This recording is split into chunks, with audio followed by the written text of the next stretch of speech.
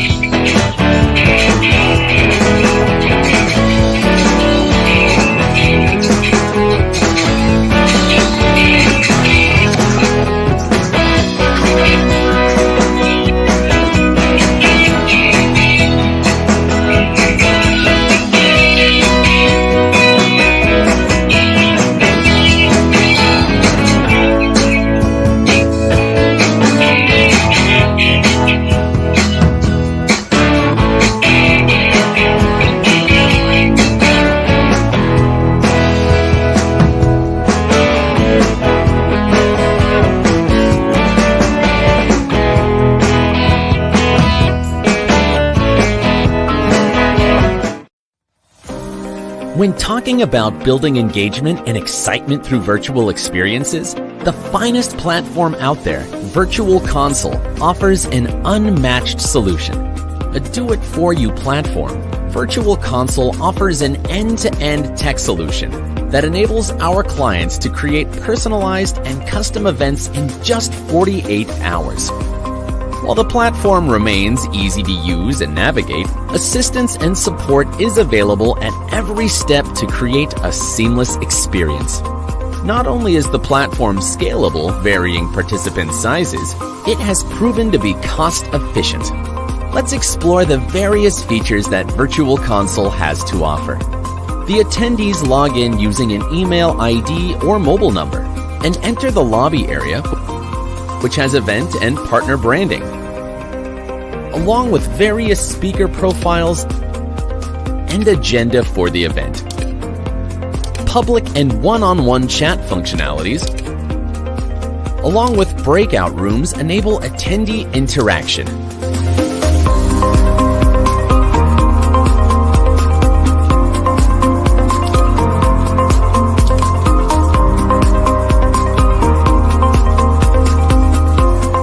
Attendees then proceed to the auditorium, where all the action lies.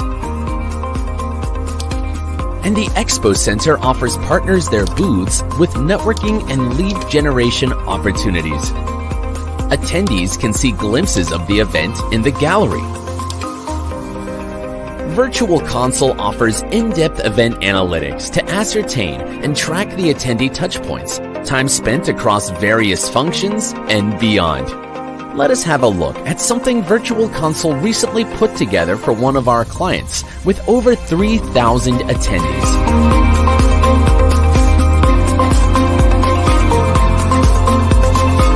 A creative, captivating, customized, and cost-efficient solution by Virtual Console that meets the purpose and delivers beyond expectations. With the changing times and trends, it's time to bet big on virtual events and experiences. Trust us to be the virtual event solution specialist you need. Virtual Console, here to deliver. Book your demo with us at Virtual Console.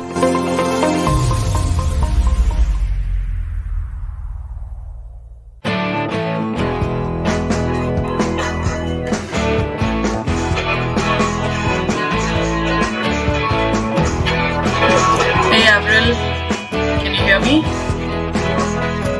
Yes, I can hear you. Then shortly, I am stepping in for Vinny right now, so I'll do a quick introduction and then I'll pass it over to you.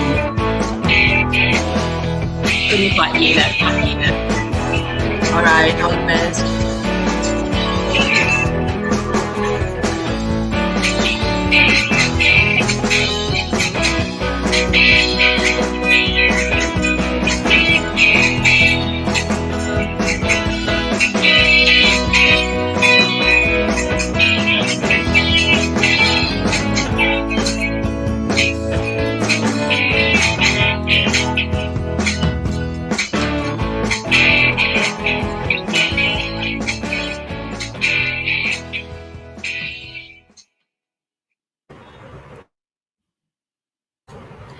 Hello.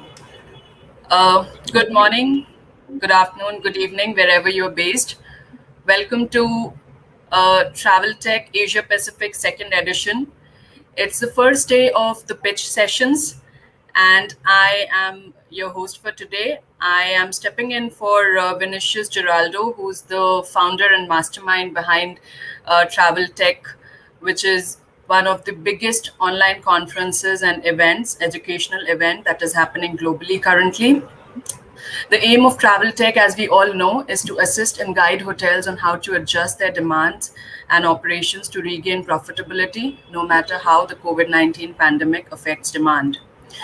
So today we have with us Avril, who's from ReviewPro, and she would be talking a little bit about how ReviewPro can help hotels and give us a pitch on how hotels could leverage their technology, their tools to, create new demand and for operations. So Avril, please welcome on board and go ahead. Please take over. Thank you. Can you see my screen with my presentation? Okay, thank you. So, hello everyone. My name's Avril. I am the sales director for Australasia for ReviewPro. Thanks for joining into this session, and thanks also to Travel Tech for inviting us to pitch to you today. So the topic of my pitch is all around the guest journey and how you can apply tech at each stage to ultimately improve the experience of your guest. Whilst there's a lot of hype at the moment around the term guest journey, but I really believe this is a great practical, methodical way of pinpointing specific and impactful ways of improving your overall customer experience, because it enables you to really dissect each phase of the customer's journey to reach you and also beyond departure, and to improve so many small but impactful ways that you interact with your customer along the way. Not only to improve their experience, but to also improve your own efficiencies, and by automating processes that will benefit both your operation and the guest too. So in this session, you will see how ReviewPro can support your brand to improve the experience of your guests at different stages of the guest journey. Before we dive into the guest journey, I just want to give you a bit of background about our own journey and how and why we developed our products at ReviewPro. So ReviewPro has been helping hospitality improve guest experience for over a decade. Globally, over 60,000 hotels, accommodation providers and destinations rely on ReviewPro. ReviewPro is part of the HiJiffy Group, a global company serving a wide range of technology needs for the hospitality industry. HiJiffy currently serves 90,000 hotels and over 200,000 restaurants worldwide. Our range of products helps you understand and improve the guest experience across the entire guest journey. I think in these really quite extraordinary times, we've actually seen an outstanding acceleration of technology adoption, the equivalent to what we would usually see over many years. So we are now focused more than ever on helping hotels create truly remarkable experiences by understanding guests' evolving needs and providing the technological transformation you need to meet those needs. As I said, ReviewPro has been in operation for over a decade, consistently evolving in line with the needs of the hospitality industry. We're a cloud-based company and fully in line with the latest data security requirements. So we launched in 2009 with the world's first online reputation management system to help hotels monitor reviews, understand guests, improve service, and ultimately grow revenue. Responding to the evolving needs of the market, we introduced a new type of post-stay survey that's much more than just a simple audit. This fully flexible and customizable tool allows hoteliers to drill down into the details of the stay and understand the guest experience, with PMS integration to pinpoint specific room issues and a review collection program to maintain fresh reviews and a good online reputation. A year after launching the survey tool, our clients asked us to extend its capability to enable service recovery while the guest is on site by creating short in-stay surveys. So this improves satisfaction and reduces negative reviews. As clients invested more in guest intelligence, they wanted to be able to react more quickly and efficiently. So we developed auto case management to enable them to automate the follow-up from guest feedback. Building on our in-stay experience, the Guest Messaging Hub was launched to provide a central hub to receive and respond in real time to guest requests via the messaging service of their choice. And our latest tool, which was developed in response to a need from the industry, Guest Experience Automation, or GEA as we call it, is a powerful set of AI-driven communication tools that enables establishments to manage the guest experience in an automated and contactless way, and to gather analytics to better understand guests and exceed expectations. So the guest experience journey begins, of course, when a guest is researching their stay and finishes well beyond and after they have checked out. It starts with the guest researching their accommodation. So let's think about all the interaction points in the look phase of the journey. So while researching for their next trip, travellers find your property online and read the reviews before making a decision. We aggregate reviews and ratings from over 175 different OTAs and review sites in over 45 languages in our online reputation management tool.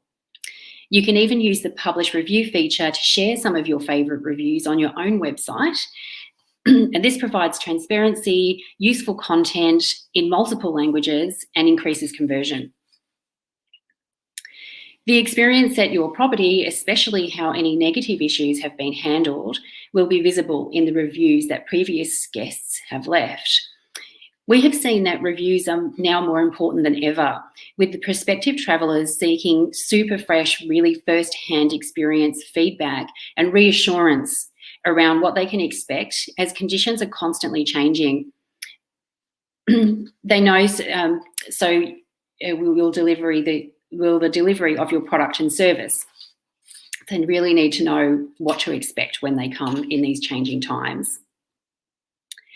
So this is why ReviewPro's online reputation management empowers you to actively understand and manage reviews and responses in order to improve your online reputation, increase bookings, and of course, ultimately boost revenue.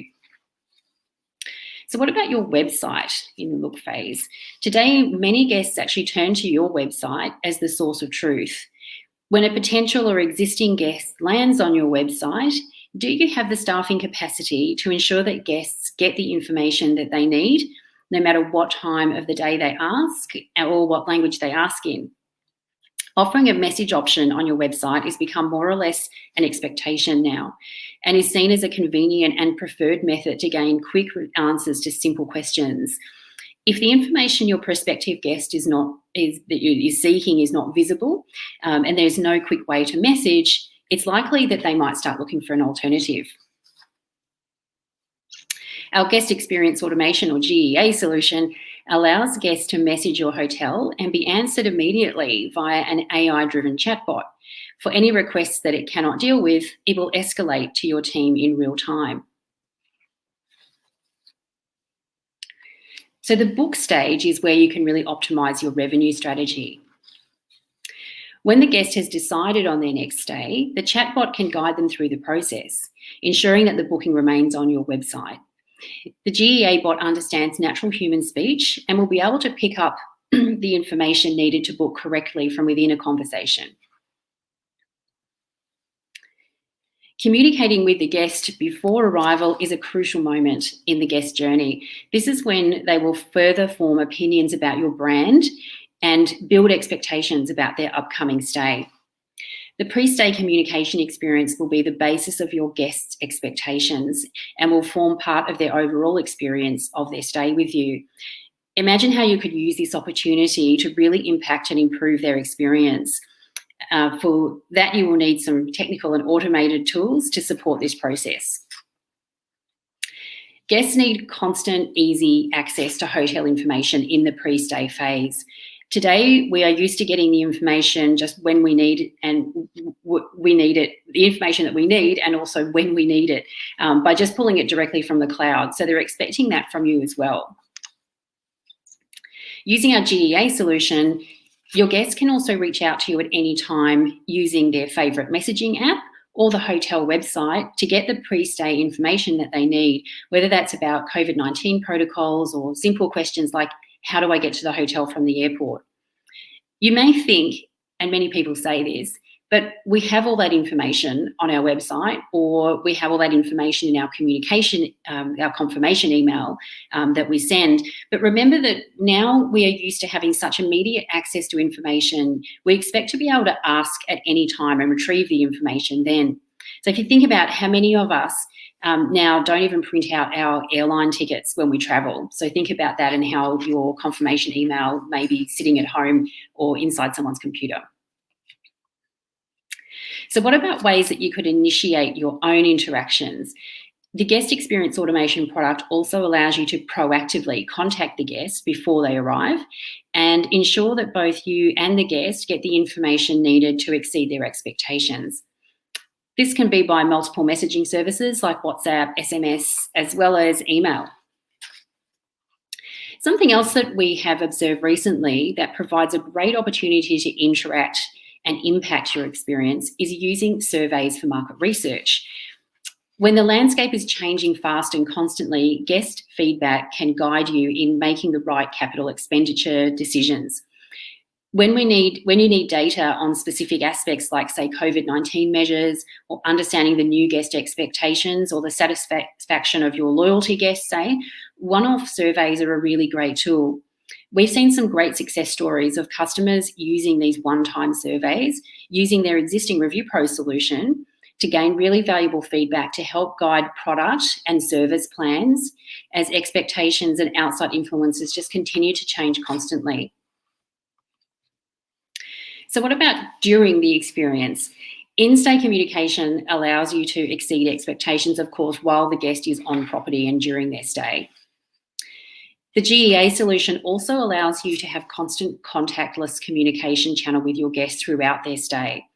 This can offer not only a contactless solution, I should say, but again, it feeds into that growing preferential trend for messaging as a preferred method of contact and communication, and can also resolve language barriers at the same time. We even have some hotels that are replacing in-room guest phones with messaging. More and more guests are expecting contactless check-in for safety and convenience, and the GEA presents future opportunities to integrate this functionality. Having such multiple communication options reduces the need for face-to-face or front desk contact and keep public areas clear to respect social distancing, as well as allowing the guests to drive their experience right from their phone, which was a general social preference trend that was occurring kind of long before there became other benefits from developing multiple channel options along with contactless, like I said. As I mentioned earlier, we have seen adoption of technology fast forward with our own clients in hospitality, but we've also seen this happen in our own personal lives, and I'm sure you all have too, especially amongst demographics that previously hesitated to use these kinds of channels and technologies. For example, the grey nomads, our grandparents, some of our grandparents, some of our great-grandparents, some of our parents' age, now in many cases even more adapted to these kinds of technologies and ways of communicating than even some of the younger generations. So the ReviewPro chatbot can deal directly with the majority of guest information needs. This allows staff to focus on improving the guest experience in other areas of the hotel rather than fielding just repetitive questions. If there is a question that the bot cannot handle or a request that needs attention, the conversation will be passed to a live agent. And we know from experience and data from our messaging platform that many hotels around the world, regardless of the type of hotel or the type of chain, whether it's a group or an individual, that the overwhelming majority of questions that guests ask fall into a very small basket of the same kind of questions. So such as, what time is breakfast? Do you have parking? Is the pool open? And everyone has those same sort of, they're not necessarily all the same questions, but each property has its own kind of set of questions that tend to be the most continually asked, and they're usually quite simple questions that could be answered, of course, by a bot. To underpin and support these queries and requests, ReviewPro has an auto case management solution, and this sends guest requests or complaints to the right teams in real time. So we have a solution to underpin these kinds of requests if they are needed. So you can create teams within ReviewPro solution to reflect your own internal structures, to create and basically replicate your own organisational structure.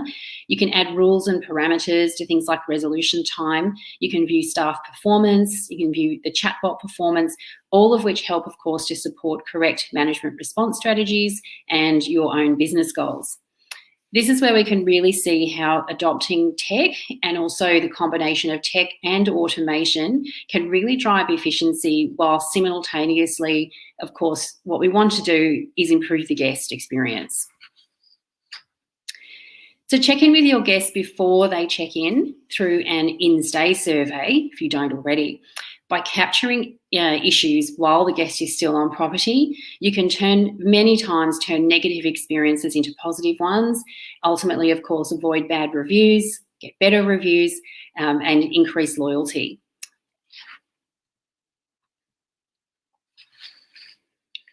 So the post-stay stage of the journey also allows you to capture really valuable insights. And this is an area where I think which is sometimes overlooked because the guest is checked out, but somewhere that you can get really valuable information to not only increase loyalty of your repeat guests, but also to understand and better understand and adapt to how you can gain future business by improving the whole experience based on your guest feedback of their stay, especially by having a really smart post-stay survey.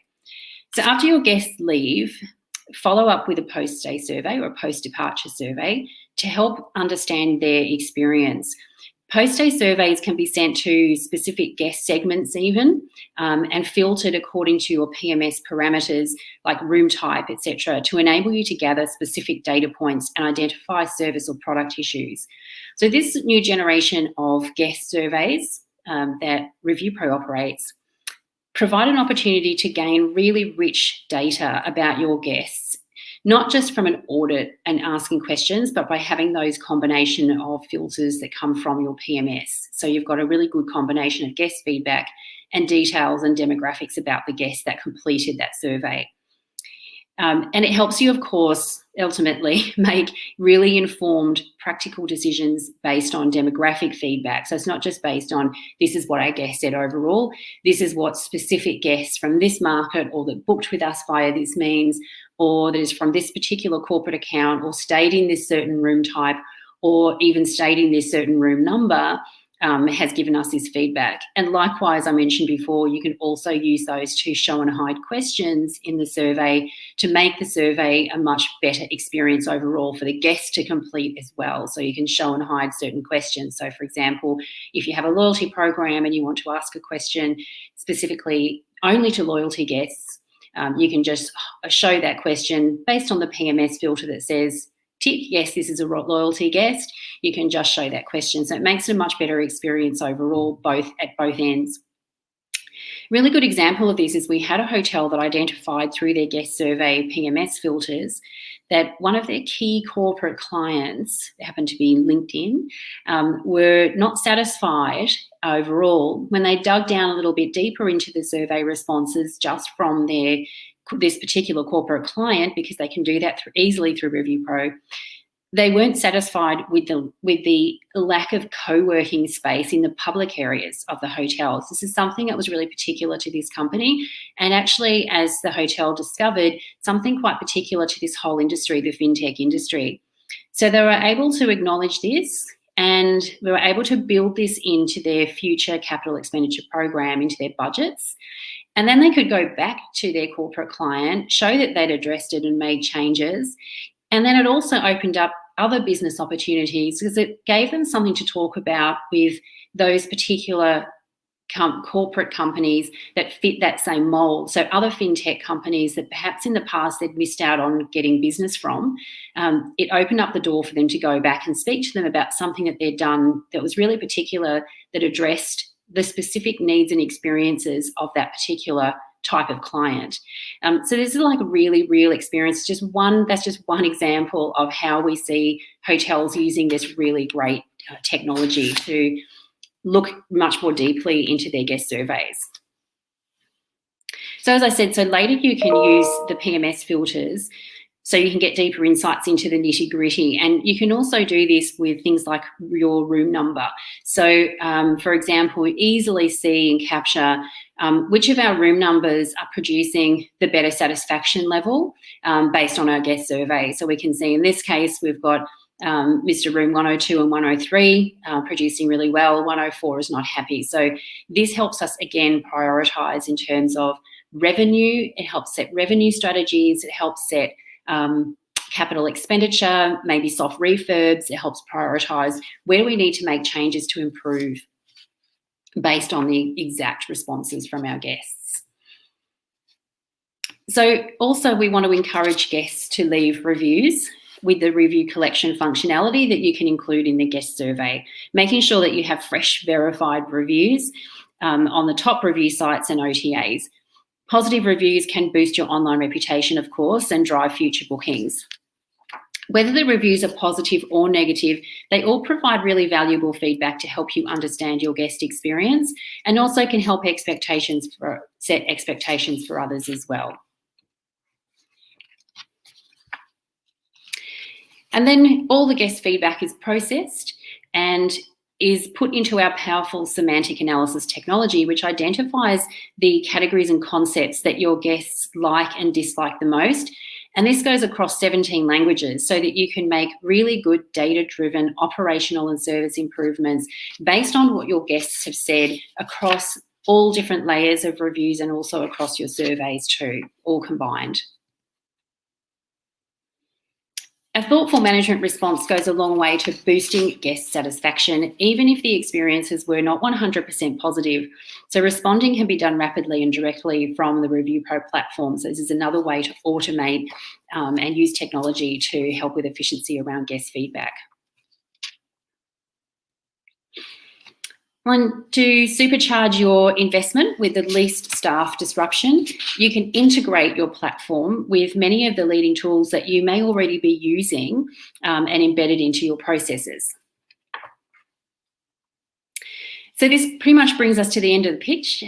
Just as a final thought, I just wanted to emphasise that all of our solutions are developed right alongside our clients. So a lot of the particular tweaks and actual products that we develop are in conjunction with our existing clients. So they're developed according to industry needs, and they basically have one aim, which is your aim as a hotel, which is to create remarkable guest experiences at every stage of the guest journey. So thank you for your time today. I hope this was informative and maybe provided with you some thoughts around your own guest journey and maybe how you're already making the most of every step, or maybe you managed to pick up some ideas that you might adopt in your own business. Many thanks.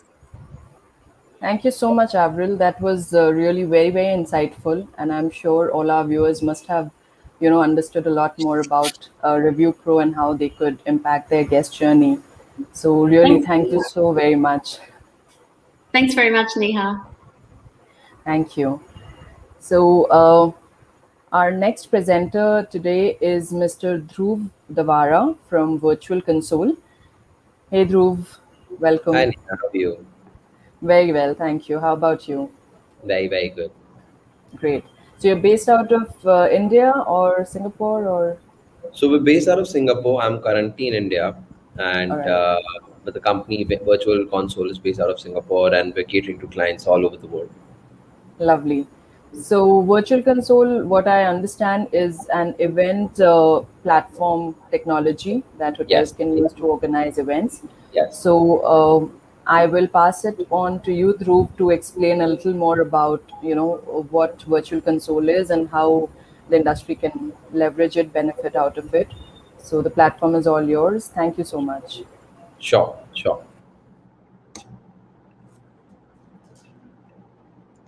So I'm just going to share my screen so that I can take everybody through a presentation.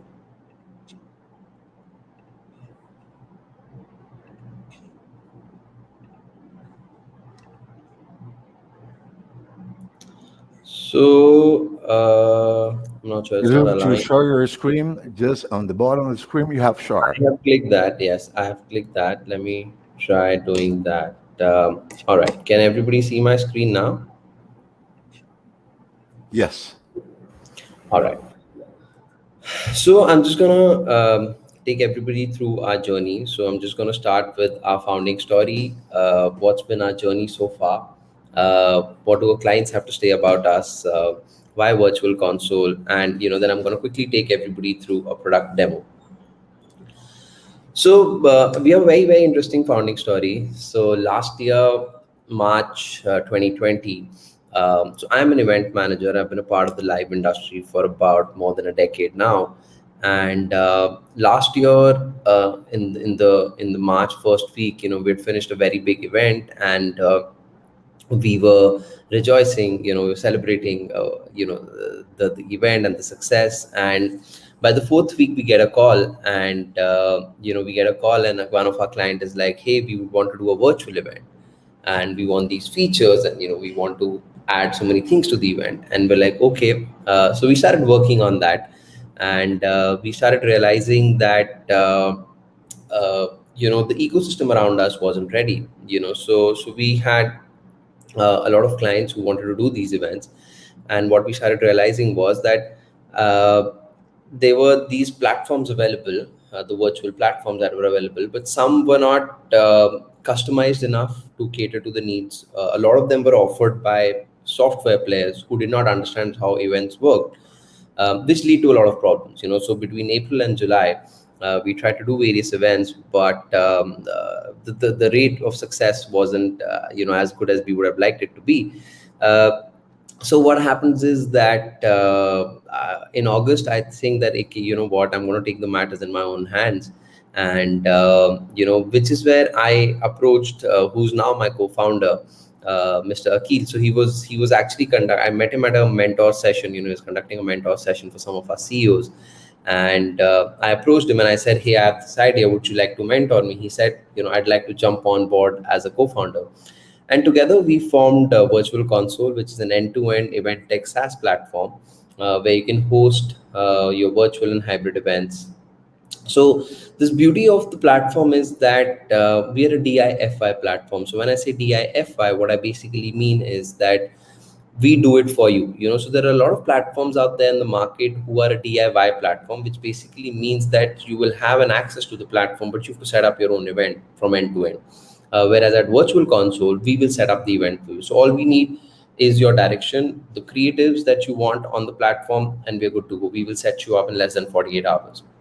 A very scalable technology. So we've hosted events from 500 people to 100,000 people who have attended events on our platform. It's a very cost effective solution. That's something that I would mention. I think most of the people would know about it, but that's one point I'd like to mention, that it's a very cost effective solution. I mean, the price of a virtual event is anywhere from 1/5 to 1/10 to 1/50th of live event. So that's one of the reasons why I believe that we should all really consider that as a part of our marketing mix. And it's a super easy to use platform. I think the other interesting thing about our platform is, and I know I'm talking to the travel and the hotel industry here, the hospitality industry, is that we're a 3D platform. So if you see the image right now on your screens, it's an image of a lobby, right?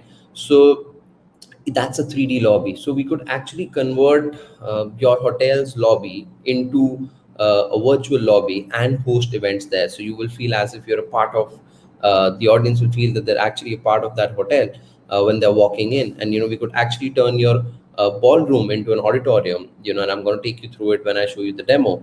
And I think that's the very interesting point, and that's what is also a differentiator between a lot of platforms who are out there in the market, but there are a 2D platform, right? So that's something to ponder over. So like I said, our three distinct USPs that set us apart is we are a DIFI platform. We do it for you. You don't need any tech expertise. You don't need nothing from your end. Just give us the creatives and we will set up the event for you.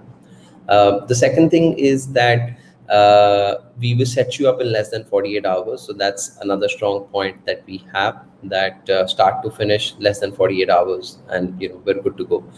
Now the third and another important one is that at times we offer professional services. So for example, at times you need us to do the creative or the content or the show calling of the event. That's something that we do take up, and we help our clients with that as and when the situation demands. But overall, I think the strongest USP that we have is the founder's experience. So my name in the company, my nickname is experience, and Akhil's nickname in the company is analytics. Because I am my own DG, right? So at Virtual Console, our target audience is the event managers around the world, and I've been an event manager for a decade now. So I'm my own DG. So whenever there's a brief or whenever we're thinking about the product, I can really think of it from the customer's point of view, right? And my co-founder Akhil, he adds a lot of analytics to it, because he comes from an experience of running a SaaS company for the last 15 years and scaling it to a multi-million dollar enterprise today, right? So I think that's is a very, very strong USP that we have, which is pretty much something that sets us apart from all of the founders and all of the platforms that exist today. So our journey so far has been quite interesting. These are some of the brands who we've worked with. So it's a healthy mix of agencies and corporates and multinationals and Fortune 500 companies. It's a good mix. So BCD M&E, an agency that most of you would have heard of. They're one of the largest agencies in the world. So they were our first client. We did our first 2 events on the same day with them. And that's how our journey started. And then Glenmark, MSD, Tata, Bharat-Benz, and so on and so forth. So the list is going on and on each week as we move on. These are some of the events that we've done. So we've done a launch for Bharat-Benz Daimler, which is a Mercedes-Benz India subsidiary. And, so we had a lot of things, and I'm going to take you through this, in my demo. So there were various lobbies, product zones, merchandise zones that were created for the event, which, we got a lot of accolades for. And then is, an MSD event that we did again, so it was a award show come conference, and we had personalized welcome to people. We had a photo booth to keep the people engaged. So there are a lot of things that you can add to the platform, as you go along, and we take care of it end to end. And then, Media Asset as a conference that we had done, so there were multiple speakers, and, a complete day of conference that was happened, and various features that we had again given it to them. And then Edelweiss conference, it was a 9-day conference that we hosted. We had a flip book, like research paper, and a lot of other launches that happened on the platform that were very, very interesting, and it was super customized to the team. So overall, we've had more than 250 speakers at our platform. We've had more than 200,000 people attend the events, 100 hours of show calling, and the list goes on and on. I'm going to have you a quick glimpse of what our clients have to say about us. We have been working with Virtual Console platform for some time now, and we have done multiple events with them, starting with the audience size of say 120, going right up to audience size of 5,000. We found Virtual Console to be extremely seamless. We have integrated annual kickoff meet with a award function or a product launch with an exhibition extremely seamlessly. The platform is extremely flexible, and that helps for a quick turnaround. Now, we've done some of the events with them with a lead time of as low as 4 days. The platform has got the highest level of security and gone through various checks and balances.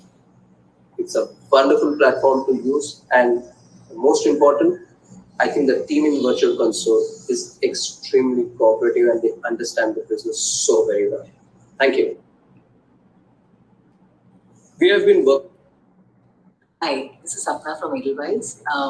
We recently used the Virtual Console platform for one of our very large marquee India conferences, and I must say that the platform was seamless, it was very stable, and it gave a very good audience experience. And given the stature of clients that we had, it was very important that it provide for all of this, and Virtual Console did not disappoint. Not to mention that the team at the back end was also always available to answer any questions and ensure that everything went off very smoothly. So this is what some of our clients have to say about us. Now, why Virtual Console? Because we're a DIFI platform. We have a very, very quick turnaround. The entire event is set up in less than 48 hours, and the customizations happen in much lesser time than that. You can customize things on the fly.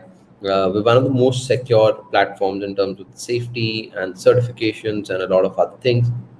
Also, the team is so strong, which understands the entire journey of an event. So we're very smart and conscious about how and what can a virtual event deliver, and we understand the entire journey. Unlike just providing you the software. So I think that really adds to the entire customer experience for us. In terms of our model, what we work on is an annual subscription model, wherein an event agency, corporates, or exhibitor, or somebody from the hospitality industry can take our annual subscription, and then they can host events on our platform. We will give you the platform, and you can continue hosting events there. We also do a one-off turnkey event. So if you don't want to take an annual subscription but just want to come to us to do a one-off event, we are happy to kind of do that. And in both these services, what you also get, if you need, is professional services for creating content, for creating any studio assistance that you may need, or any kind of video production and other stuff that the event may require for you. I'm going to take you through a demo now. So this was one of the events that we did, wherein this was something that I was talking to you about, the Bharat Benz event that we had. So basically, this is the event that happened on 27th January, and now there are various types of login. Now, when you enter in, you get a login page. So now, first is the registration. So this was an event which was pre-registered. So everybody was pre-registered there, and we just had to come and enter their 10-digit mobile number. So that's basically how the client wanted it. And there are various ways that you can register and log in the person. You can have 10 fields, or 1 field, or 20 fields. That completely depends upon you. So once you log in, you see a pop-up video. Now these are the options that we will give you as a platform. Now this pop-up video can be used in any whichever form, right? So you could use this so in this case, the client wanted to use it as an explanatory video of the platform. But there are various ways and forms and means in which you can have an ad, you can have your partner's ad, you can have anything in the pop-up video. After which is where you enter the lobby. Now in the lobby, this is how, it's a very immersive technology. As you can see, it's a very, very immersive lobby, that we have. And then there are various options that are available for you to kind of go to. So the first option is of networking. So when you enter networking, there are various things that you can do. You can have a public chat, you can have a one-on-one chat if you click on a single person, or you can just start writing your comments here, and you are set up and you're good to go. The other thing that we have is something called as a breakout room. Now in the breakout room, what happens is that I can set up a meeting in the breakout room, which can be attended by just a few people, or it could be attended by most of us. So breakout rooms are basically, let's say an event is happening and you want to have separate meetings for, let's say, 20 people, 5 people, 8 people to discuss different topics. So you can set up that on the breakout room. Now these could be preset, or these could be set up live by a person who is an organizer, just like I am starting this meeting right now. And it then gives you various options of sharing your screen. It'll give you an option of chat. It'll give you an option of raising your hands, participants, inviting people to attend the event. So I can send an invite, and they can come and attend the event. There's no limit to how many people can attend it. There's no limit to how many breakout rooms we can create for you. So that's something that we can completely customize as per the event requirement. Auditorium is where the main event happens. This is where you would get to see the event, and you could see the event full screen. You could see the event like this. We have certain options for you here. So for example, there's a Q&A that's happening wherein you could type in your question, and you can send it for the people to view it. So that can happen. So let's say if I go to recent, it's just kind of comes here. So, and then you can engage the audience with that. So I think that's a very interesting form of things to do. The other thing are the polls. Now in the polls, again, we can have live polls. You can have different questions coming in, and selecting an option, and then you can kind of decide whether you want to show the live polls as a result or not. So this is also very interesting, wherein while the event is on, you can create the live polls. Okay, so while people are at it, you can go out and you can create more polls there. After which is what we have is like a feedback that you could do. So in the feedback, again, we could really have various things like we could submit anything right about the event, and we could submit that. We could also have a product zone. Now this is something that we had created for the client. Now this was something where they had launched various products, so what they wanted was people to experience these products. So if one could click here, you could go there, click, and a video starts. Right now, this could be what we did here was a bilingual support. So if I would click on English, the English video would play. If I would click on Hindi, the Hindi video would play. Right, so these are the various things that we've done for them. What we also had in the event was something like a merchandise stall. Now in a merchandise stall, what we basically wanted was to send out some gifts. So basically I could just order, like, write my name and address, place an order, and that order will be delivered to my house. Right. So this was a merchandise that the client was doing because there were various launches. They wanted it to they wanted to show, they wanted to send a little merchandise to people. And after which, like I mentioned, so then the very interesting things are the stalls. So I think this is something that you might see at Travel Tech also, we being the partner there. So so you could go on these stalls, you could interact with these stalls, and there are a bunch of things that one can do. You could submit a query, you could again download a brochure, you could go and check out their videos. So again, there are various options that we offer for the stalls. And finally, a survey. So we can have various questions, and we can ask people to give answers to that, and it kind of continues. So this overall is how the platform works. And like I said, it's a very, very easy to use platform.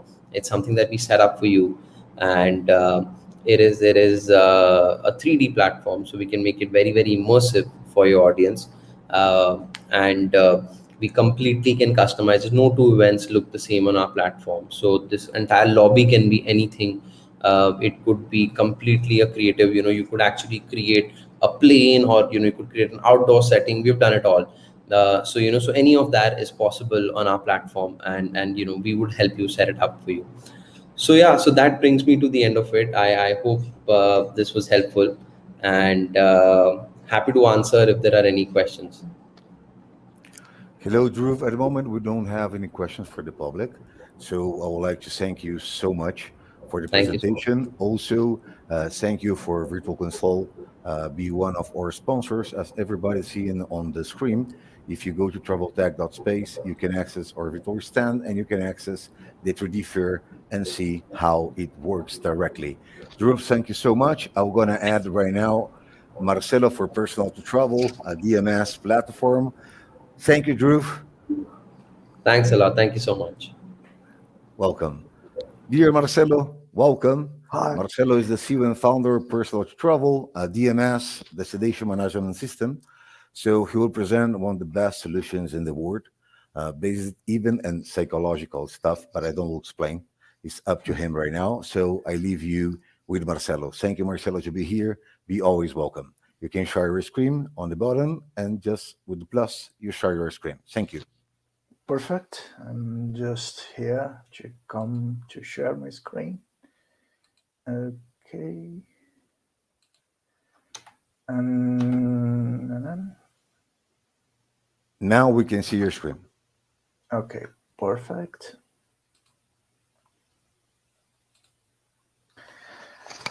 Hi, I'm Marcelo from Personal to Travel.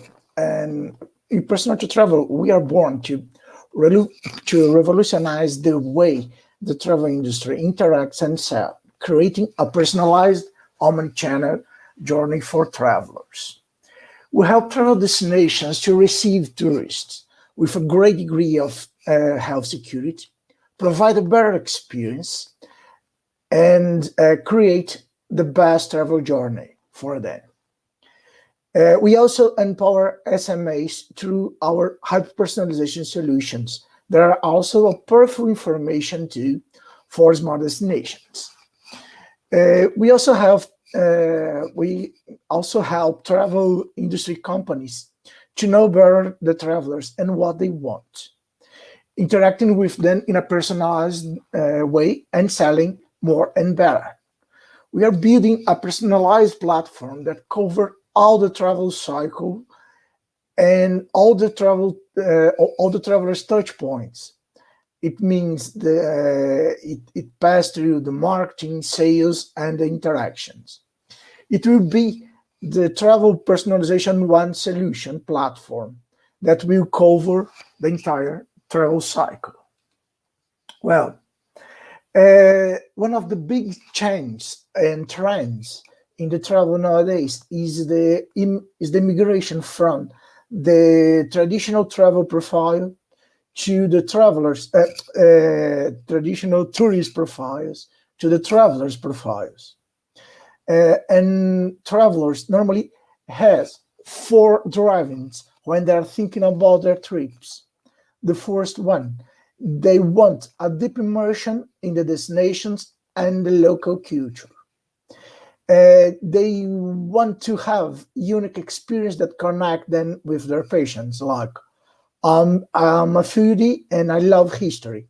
When I go to travel, I must have local food and I must go to interact, to see, and to feel the history of the place that I'm going to. Another driver is how the integration between for technology and human touch means for the travelers. Travelers want at the same time technology, but they also want the human touch. Okay, nowadays the human touch is like something that is not allowed to, but I'm sure that when the COVID goes away, the need for the human touch will come back in an even higher level. And the last driver for the travelers are we want a personalized and a omni-channel travel experience. What this means, we want to have an easy, fun, and fast experience building our trips. Everybody knows how the COVID has hit our industry, but it's also starting to accelerate good trends like the personalization, the change in the tourism in terms of the migration from the mass tourism to the experience tourism, and also the digitalization. Well, I truly believe that it's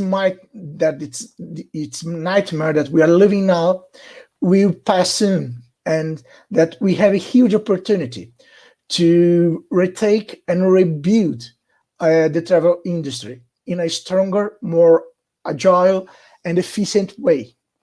We may be at the beginning of the creation of a new era of the tourism, where we will have a responsible, a more humanized tourism.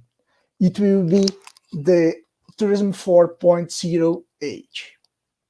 Well, and to help the travel industry organizations to get closer to the travelers and to be ready for the tourism 4.0, we create our plug-and-play hyper-personalization software, which is based in our ability to generate a detailed and assertive profile of each trip in our semantic technologies that help us, allowing our AI to understand the meaning behind all the tourist informations or products. And what we offer for the companies, we help companies to improve their selling efficiency with our recommendations and upsell and cross-selling opportunities we generate for them. And what we offer for the destinations, we connect destinations with their stakeholders and allow them to introduce themselves to each traveler in a personalized way, automatically adapting what the destination shows for each traveler profile. We also help destinations to develop 6 UN SDGs and empower women, especially the ones that is in a vulnerable situation. We also offer to all of our clients a dashboard that tracks everything that happens to tourists online and offline, transforming data about tourism and the context where they are inserted into behavioral analysis and also strategic informations in a way that is 100% aligned with the GDPR and other data protection laws. Well, now I would like to show you a video that shows and explains how we can create an entire travel using our personalized omni-channel travel experience. Please, Vinicius, can you play the video?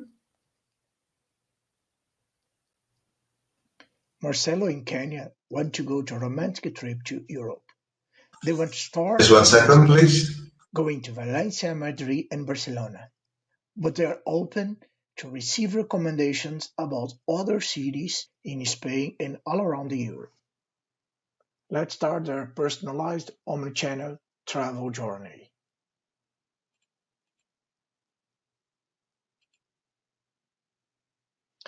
Our system invites them to choose the pictures that represent the emotions, sensations, and experience they would like to have in their trips. Marcelo starts choosing the pictures that fit what he wants for his trip.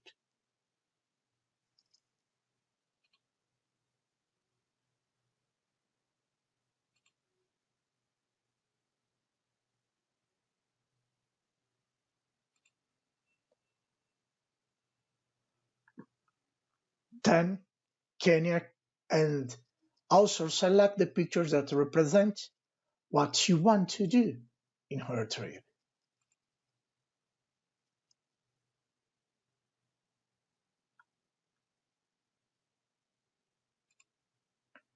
Selecting the pictures, they start to build their trip board. And when the trip board represents what they want for their trip, they click the button, creating the profile of their trip.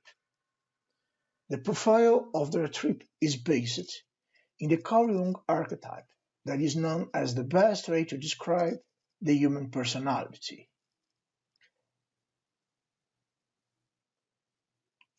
The trip profile measures how the 12 Carl Jung archetypes influence what they want for their trips.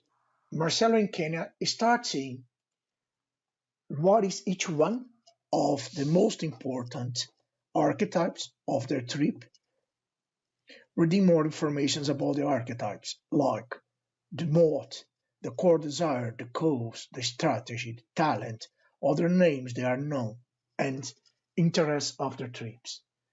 They see the most relevant archetypes and start to play, imagining how it will be their trips, based in the archetypes of their trips. The trip profile is our North Star of our personalized omni-channel travel journey.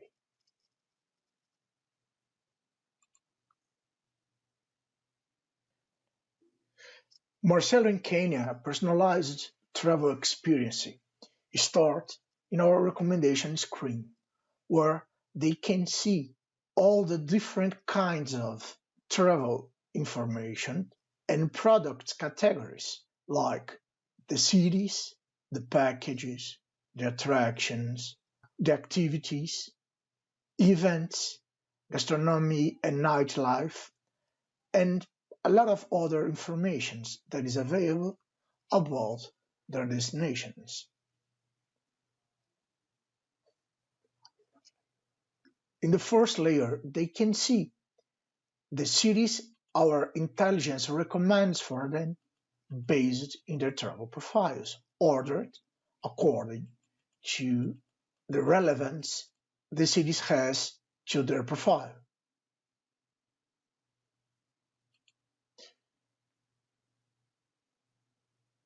They can also see all the cities side by side, ordered according to their relevance to their trip profile.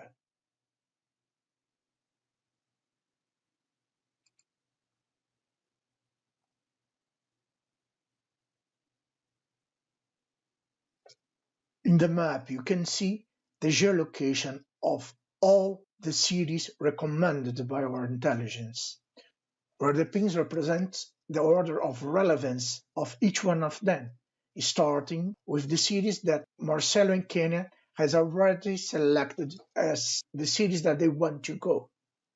In the left side, you have all the city cards, and if you click in a pin, it goes directly to the city you've just clicked. Going back to the recommendation screen, Marcelo and Kenya can start to plan their trips, looking for the package available,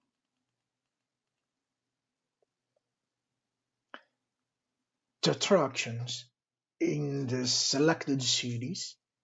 Here, you see all the attractions from the 3 selected cities ordered according to their relevance.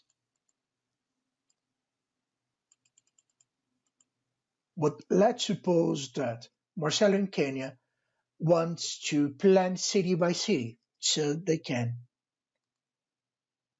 just click in Valencia,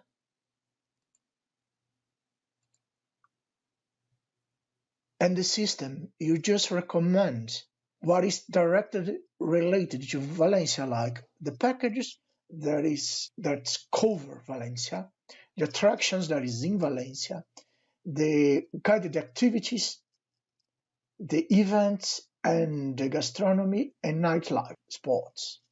They can click in the side-by-side screen and they can start to read each one of the attractions,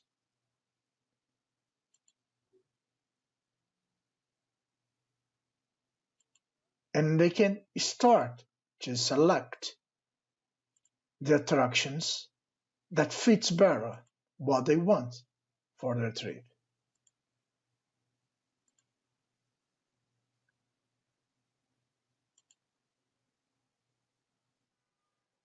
When they come back to the recommendation screen, all the chosen attractions that they selected are shown in a priority order. They now can start to see the activities that is available for them in Valencia. Kenya likes the shopping route made in Valencia, so she clicks in the cards to see more information about that activity. And how she likes these, she clicks in more information and she's sent to the page where she can see all the information about that activity and where she can buy them. Back again to the recommendation screen, they can finish their trip planning, selecting the events and the gastronomy and nightlife spots. They can click in the reset button and start to plan their itinerary for another city, now Barcelona, where they can see the packages, attractions, and all other informations about the second city. Marcelo and Kenya start to select the most interesting attractions for them in Barcelona,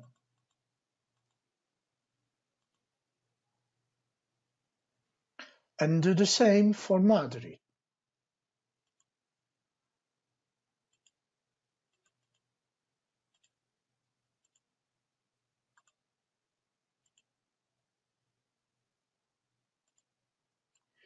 Now they can see all the selected attractions from Valencia, Barcelona, and Madrid, ordered according to the relevance for the trip profiles. They can also see that in the side-by-side screen,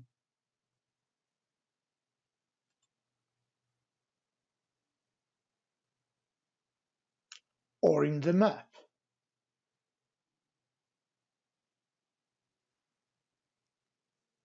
With the most interesting selected cities, attractions, activities, events, and gastronomy and nightlife spots, they can start their dream trips.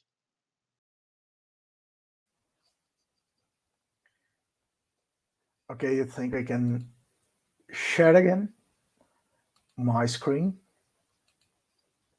to go back to the presentation.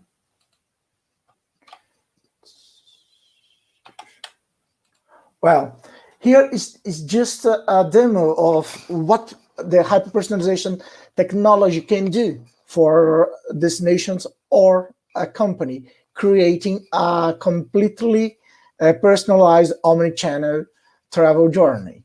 We can add other kinds of informations from the destinations like videos or bloggers, content. We also can add other products like accommodation. Actually, we can add any kind of information and product, and starting to recommend this in a personalized way for each traveler based in the travel profile. Based in this technology, in this travel experience or travel journey, personalized omnichannel travel journey, we have developed 3 different products. Smart Sales is our product that is directed especially for travel agencies or tour operators that help them to get more efficiency using the hyper-personalization to understand each traveler and what they want, and recommending for each one of them the products of your portfolio of product that can be thousands of different products. Our intelligence understand exactly what each traveler wants for their trip and recommends or order all of your portfolio according to the relevance for the trip. Our second product is Smart Travel. That is our hyper-personalization solution for Tourism 4.0 that is based especially, directed especially for destinations. And that's exactly where we just show now. With the Smart Travel, the destinations can adapt themselves, automatically showing itself in a different way for each traveler according to their trip profile. It also allows destinations to develop a personalized relationship with travelers and promote an integration between the trade and the destinations. And it creates overall an omnichannel trip experience for all the travelers. And Travel Safe is our last product, and we create this to help destinations to return the tourism, improve it, the sanitary safety and the travel experience at the same time.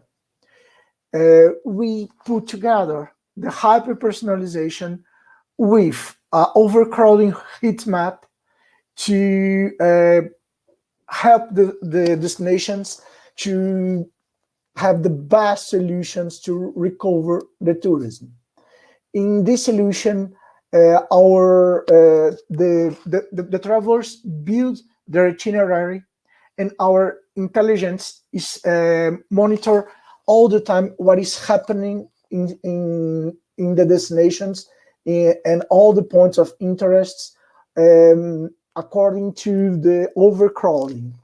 And we classify the points of interests in 5 levels of overcrowding.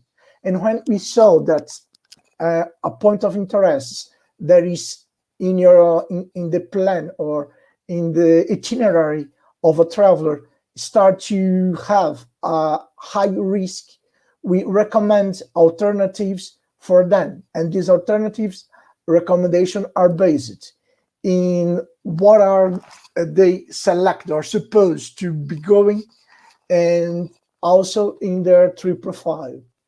Doing that, we can at the same time make the tourist trip more safe, but we do that without lose any experience or even providing to the tourist a better travel experience. Okay, let's humanize the tourism. Thank you. Thank you, Marcelo, for your entire presentation. Was awesome. So for everybody, it's something really new. DMS, Destination Management System, created like it's awesome. Thank you so much, Marcelo. I will introduce right now Mr. Ken Patel. Ken, you can open your now. Ken, welcome. Nice to have you here. Marcelo, thank you so much. And thank you.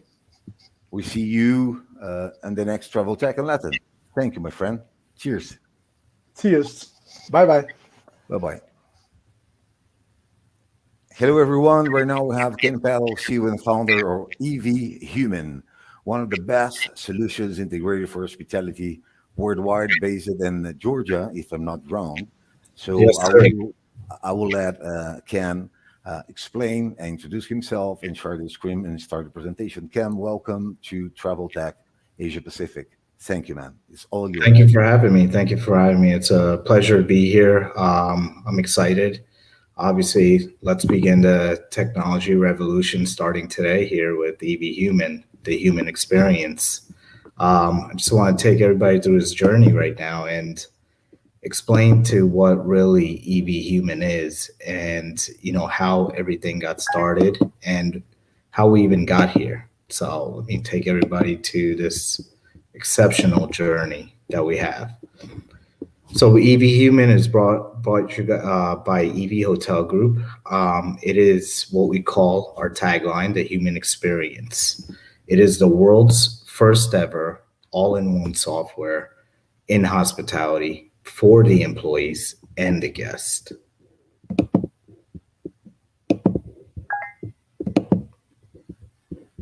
Oops, slide one. So what are the problems? What do we have in hospitality that are the major obstacles, major issues? Hoteliers unable to effectively utilize data, enhance the guest experience. Lack of holistic view of guest data across all touch points. Implementation and integrations. Hotel chains have multiple options with multiple vendors, making their management challenging. No all-in-one solution. Creating a true partnership with their software provider, support service of the software. What does that mean?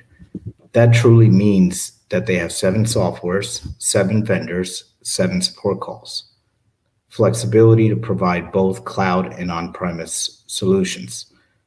And that is one of the biggest obstacles as we've dealt with cloud PMSs and on-premise solutions that really cannot take it to the next level. Now, what is the solution, right? We all ask, what is the exact solution here? It is the all-in-one software that can provide hotel operations, guest service, communication, revenue management, distribution, and CRM, and obviously much more to that. Solution to guest data in multiple data islands that do not talk to each other, PMS, CRM, CRS, and the business intelligence. It's because they just tend not to speak to each other. They don't want to speak to each other. That's why we call them, they're stuck on data islands. Inflow of data coming in and the data goes nowhere. Bridge guest data and tech silos in hospitality and create an end-to-end solution. That's where we can have all the data communicate all around the hotel, all around hospitality. Use AI to create more visibility, adapt to the digital way of life of today's tech-savvy consumer. And that's what we are. We provide the all-in-one solution. We provide the AI. We provide the data that talks to each other. And it's very responsive. Now, our integrations. So we've integrated with Stripe. That's our identity verification partner in our integration partner. PMS, POS. Our custom backend platform provides a unified way to connect with all the PMS, POS, and CRS. And depending on the target platform, the connection can be made either using an API, web service, or what we call an RPA, robotic process automation. It is a very unique process and a unique way we've integrated that we can integrate with any PMS in the world. In our Microsoft partnership, they're our integration partner. That's for their marketplace solution, and that is fully hosted using the Microsoft Azure and other platforms. And here, I'm going to take you guys through a marketing video that we have. And it's about a 2.5 minute video. So let's kind of play this and so you guys can watch it.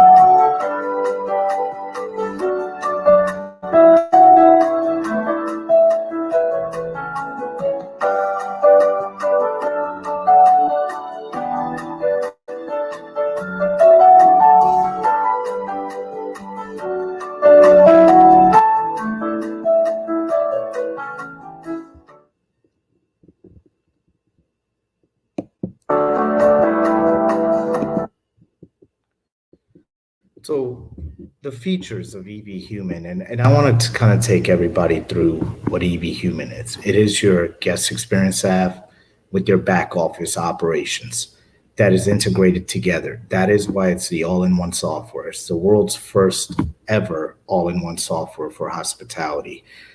It's for the employees, it's for the guests. And we've had such a tremendous amount of feedback to how this got even brought about. Just a little bit about myself. I've been in the hospitality industry for 25 years, the last 11 to 12 years as an executive, 7 years as a CEO in New York City, with an MBA from Emirates Academy. And I came through all my years of experience, I found a lot of problematical issues. With those problematical issues, I put them all into solutions with EV Human and obviously with our team. It's tremendous amount of feedback that we've got from the industry on this. We're working with an abundance of brands, hoteliers, whether I'm on magazines, I'm on all these shows. And that is where people are raving about this product right now throughout the world. And the industry needs a lot of help, whether it's with the labor crisis, whether it's with employee retention, whether it's with guest experience. And that's where we put all of these items into one now. So the features, as you see them, guest-facing technology, that's your contactless check-in, all your other items. That even includes the digital scanner that we have. Physically scan the items in the gift shop, goes right on your receipt, and all the chat bots and everything. And you guys will see that in a very short demo that we've taken a 90-minute demo event that we did, and we made it literally into 6 minutes. The back office operations, the hotelier portal, and the AI analytics. And here's the promo video from our live event that we did, that the world got to see EV Human, that we had one of the top Forbes women of 2020 as a speaker, as well as a chief operations officer of one of the biggest hospitality management companies in this country.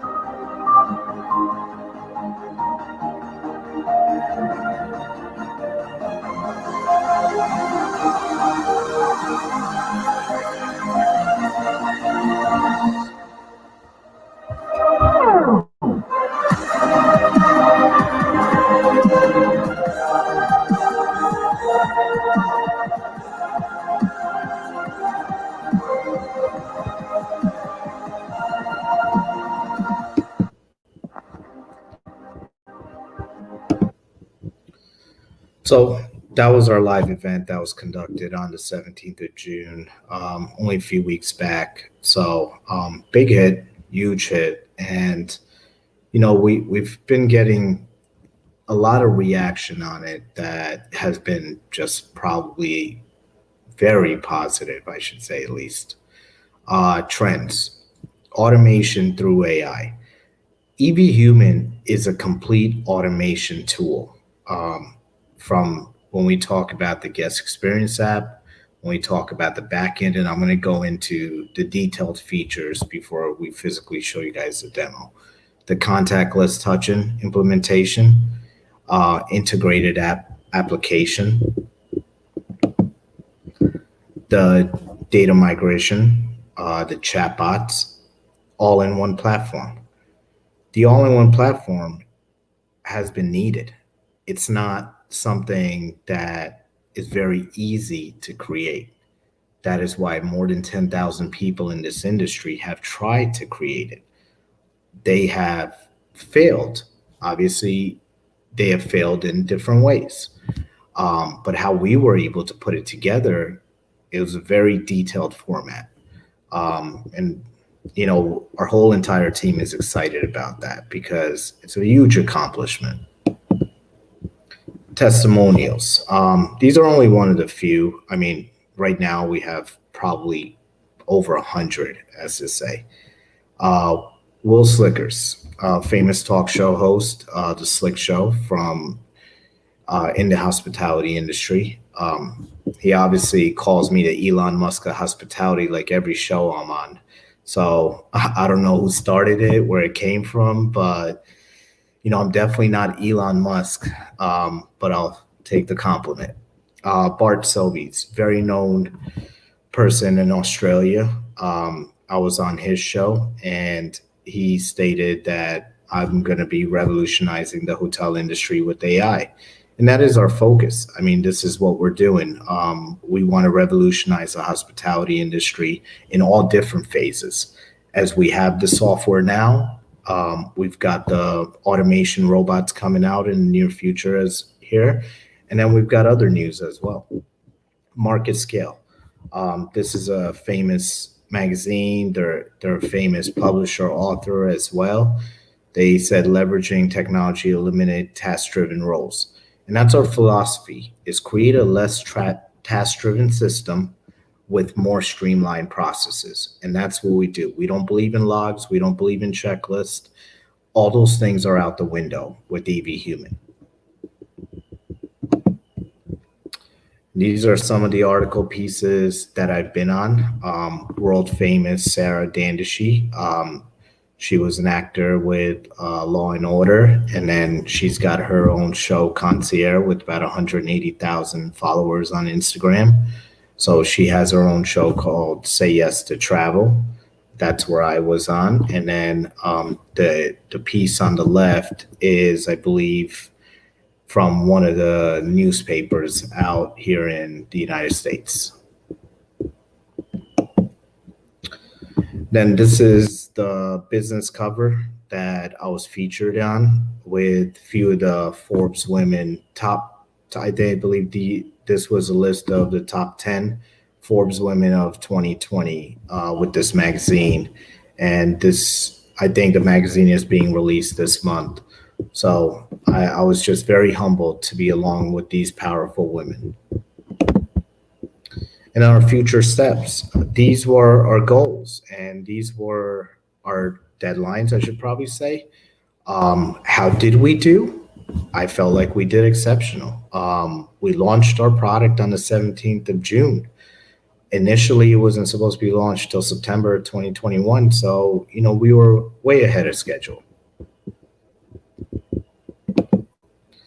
And then we have the country's first all-women advisory board. Ritu Rani, she's a chairwoman for multiple boards in the Miami area, and Christine Treppi, a famous author and the best-selling book on Amazon. She was a two-time award-winning GM. Tejo Patel is actually the youngest hotelier with 3 hotels in this country. Catherine Conan is she's a country-renowned person when it comes to hospitality. She's on the Nevada Hotel and Lodging and Gaming Association. She's only one of 3 vendors in the business center for hospitality. So we've really built a board that everyone can speak about. Now, before I go into this guest experience app, okay, so let me give you the features of the guest experience app. So we partnered with Stripe. That's the identity verification process. It's a 1 to 3 minute process where you'll be able to kind of know what kind of guests you're getting. It's going to be able to tell you everything. It's not only an ID is acceptable, foreign passport, other identity verification IDs as well. And then we've got the digital scanner for gift shop automation that basically scan any product that you want to, the restaurant automation, order from the room. room service, guest pickup, desired pickup time, 3 different chatbots, housekeeping, maintenance, raise issues, then the ultimate EV assistant, then an integration with Google Maps so you don't have to leave the app at all. And you basically can request anything and everything. You can view your bill, dispute charges on your bill, extend your stay, ask for late checkout. Everything that you can imagine is included in this guest experience app. And I'm going to let you guys watch it so you can see for yourselves.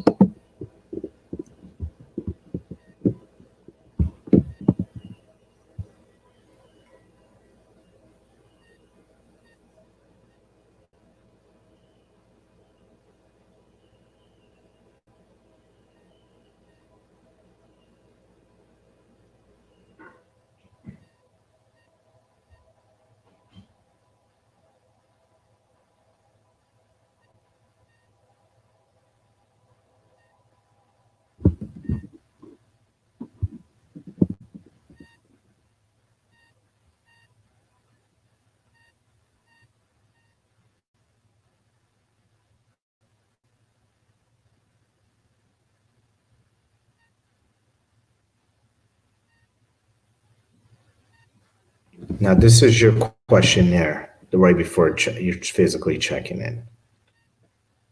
And this is the dashboard. This is basically the My Room feature. As I was saying, extending your stay, late checkout, your bill. You can dispute your charges there.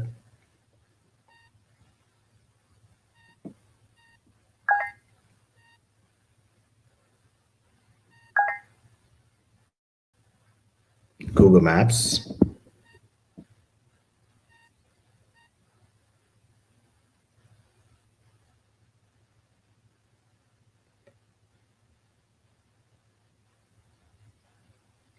And this is the restaurant menu. Order anything you like, pick up, take out, room service, just the way you want it.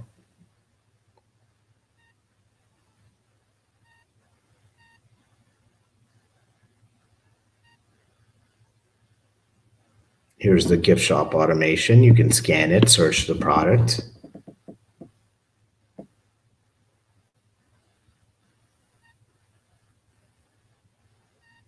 It's very easy. Goes right on your receipt. And then this is the tip option. You can tip any employee you want, any given time. No longer do you need cash with you. And it goes right on your receipt. This is obviously the housekeeping chatbot. So any issues or requests with housekeeping that you need, and you pick the time frames to have it in your room, or that you want somebody to come to your room. This is if you have any issues at all.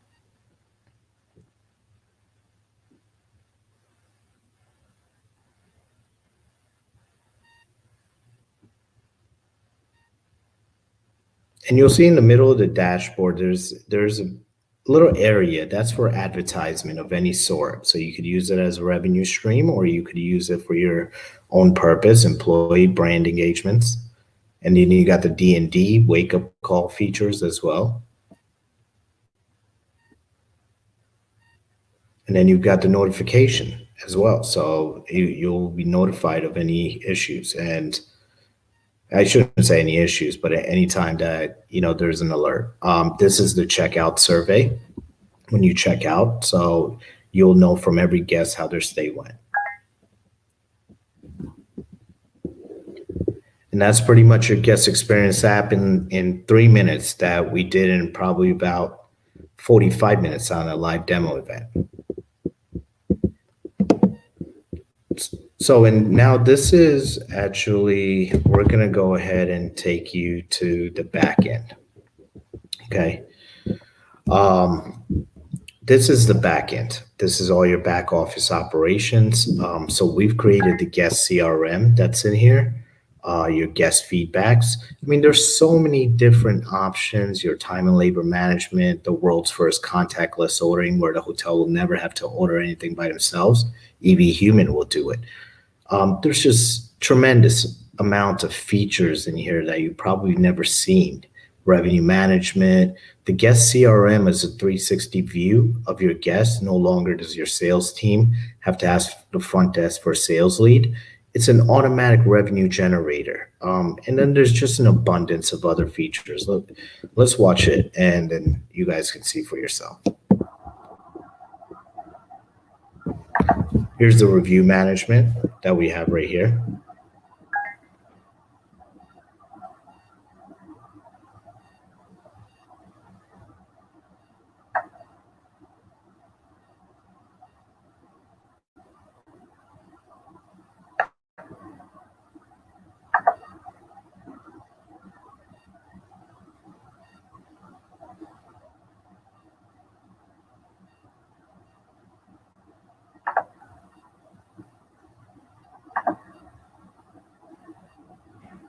And you can see the amount of analytics there is here. It's a 360 view of the guest. Every single item that you would want to know.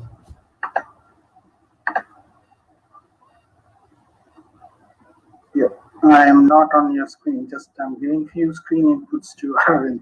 After this, I'll come back. 2 minutes.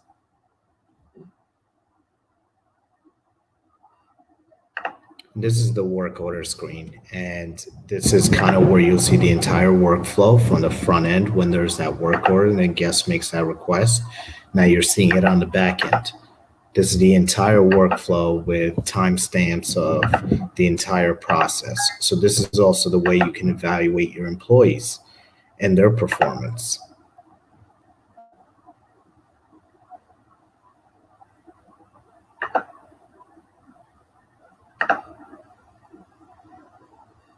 And here's your reservation screen from the front end. So you can see everything that was from the front end on the back end as well.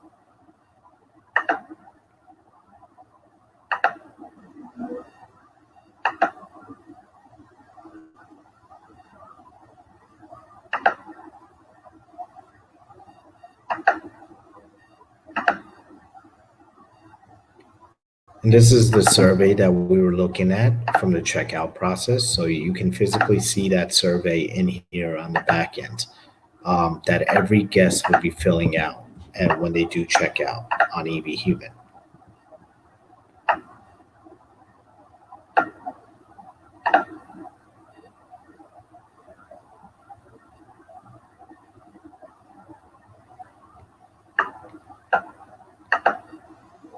Here's the courtesy calls and any feedback, and we have templates that can be switched, whether you're trying to market for your happy hour at your restaurant, you're trying to market other areas.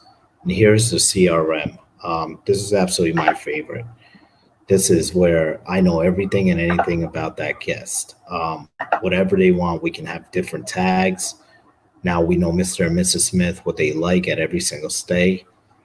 And this creates the ultimate experience. When we talk about guest experience, we want to create the ultimate experience, and this is how we do it. And it's not only for the guests now, it's also for our operational people as well.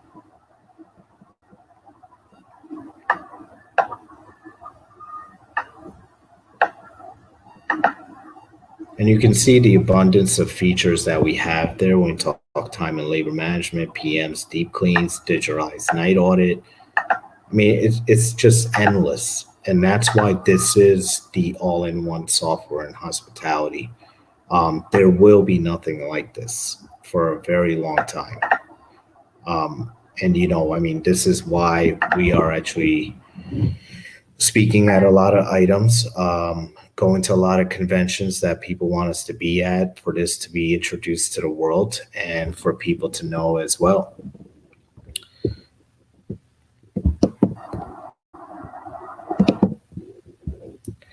And that kind of ends our slide with that. Just give me 1 second, let me get back out here. So, I mean, I got a few minutes here. Obviously, I want to thank Travel Tech for having me here.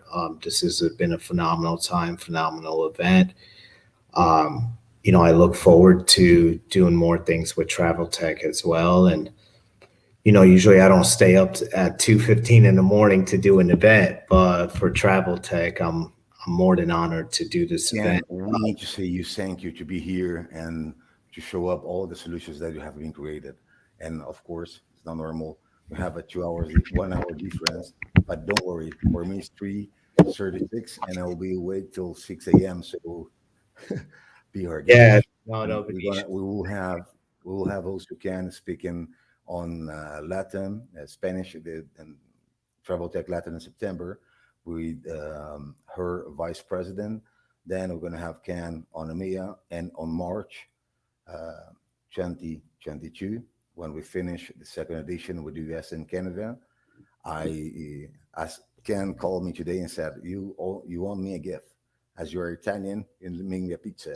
So Ken, I'm going to tell you something. You owe me a senator for Georgia to speak and open Travel Tech US and Canada, man.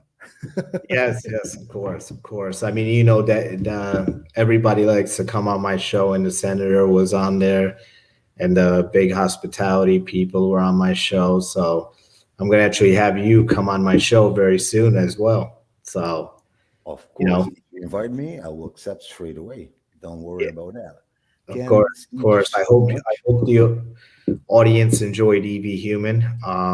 I'm sure it's going to be in a lot of hotels nearby everybody. So that's our goal. And, we look forward to doing tomorrow. Tomorrow we have a masterclass where Ken will be there speaking with a lot of other special guests. So don't lose it. Tomorrow, 10 a.m. Hong Kong, Ken will be there, and that will be don't be late. It's going to be like 8 o'clock near time. So Ken, thank you very much.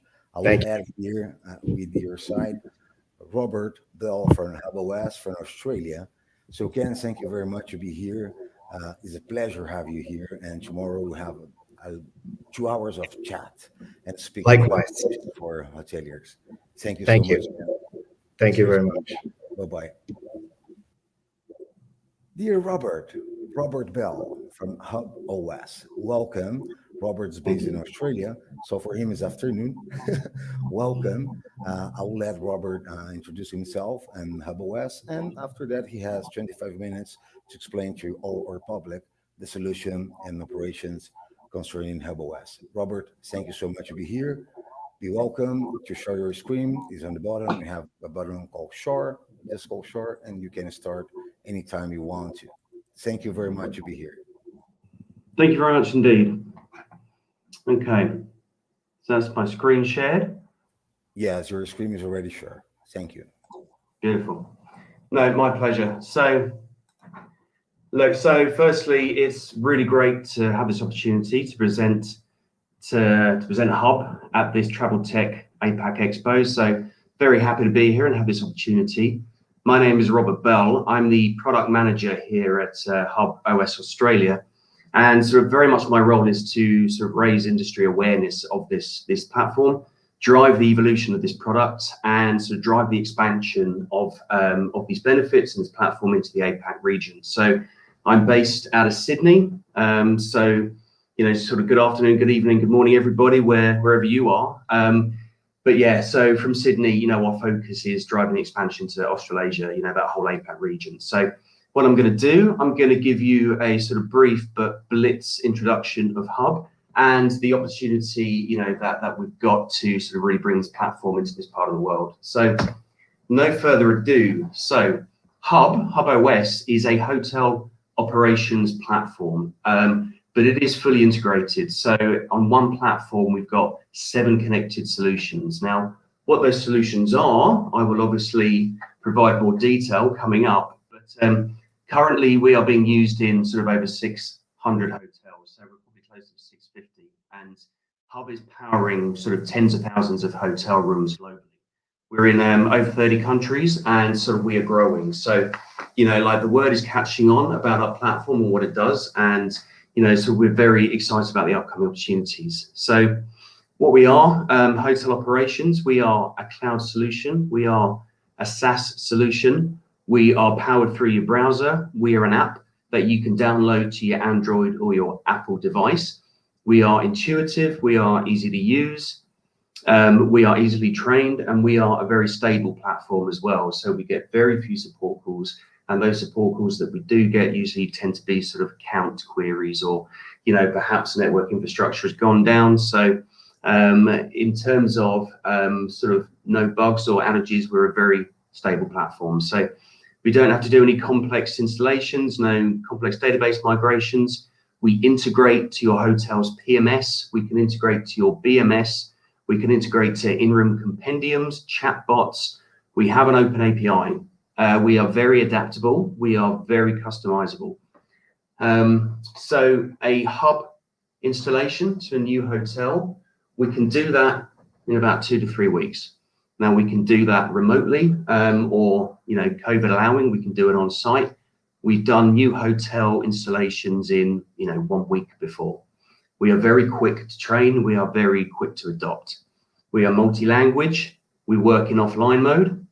And, you know, in those sort of 5 years that we've really been building our client base, those 600 hotels, we've had 0 churn rate. So it's very happy for us to report that once our hotels are hub hotels, they are happy hub hotels. And it's just the one sort of stop shop solution that they need. So let's just have a look at some of the sort of industry challenges that we sort of recognize. And of course, we know that where there are challenges, there are opportunities.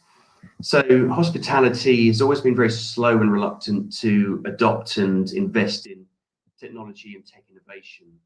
I think the old way of thinking was very much the guest experience, and guest love and guest satisfaction was driven by customer service and comfort. You know, that were, you know, those are predominantly driving that value proposition. It was never really anything to do with technology. Technology was just providing a service to the hotel. But that picture we know is changing, and there is a wave of hotel technology that's coming through and it's getting a lot of traction. Our guests, they are nowadays very tech savvy, and good guest experience is being able for us as hotels to provide that same tech offering that our guests have in their own homes. So the guests want their fun gadgets, they want their smart TVs, they want their streaming platforms, they want their touchpads, they want that same tech experience as they have at home. So, you know, we really need to be thinking about hotel technology, and also, you know, how can we drive guest experience in other areas? How can we use hotel tech to give sort of quicker guest request response times, you know, reduce wait times, eradicate any queuing at front desk, instant check-in, instant check-out, and of course, you know, how many times the term contactless technology is going to be spoken at this travel tech conference. You know, we just know that COVID has been the catalyst for this need. So we just got to think about contactless technology. So we are facing a new wave of hotel tech innovation and focus, and you just got to look at how many new PMSs there are on the market just to sort of really understand that. We also know that sort of historically, hotels have sort of had too many software solutions, you know, a solution for each department, and those departments, those solutions, they've not been talking to each other. And where you've got multiple software solutions, you've got multiple vendors, multiple license fees, you've got to do multiple upgrades. It's not efficient to manage and maintain that picture. When you've got no centralized platform, you're just dealing with a lot of moving parts.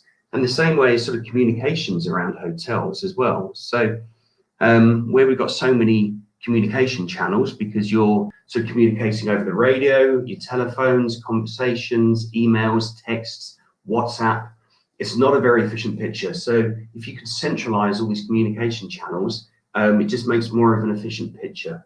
So that's where we sort of really see, you know, the opportunity for a sort of integrated system like Hub. So just looking at the Hub cycle. So as a hotel operations platform, it is predominantly a staff-facing application. And what it is, it's driving our day-to-day operations and activities as we're going about taking care of the hotel, keeping it clean, keeping it maintained. Now, as we are doing our day-to-day activities, all that operational data that is getting executed through Hub is also getting captured.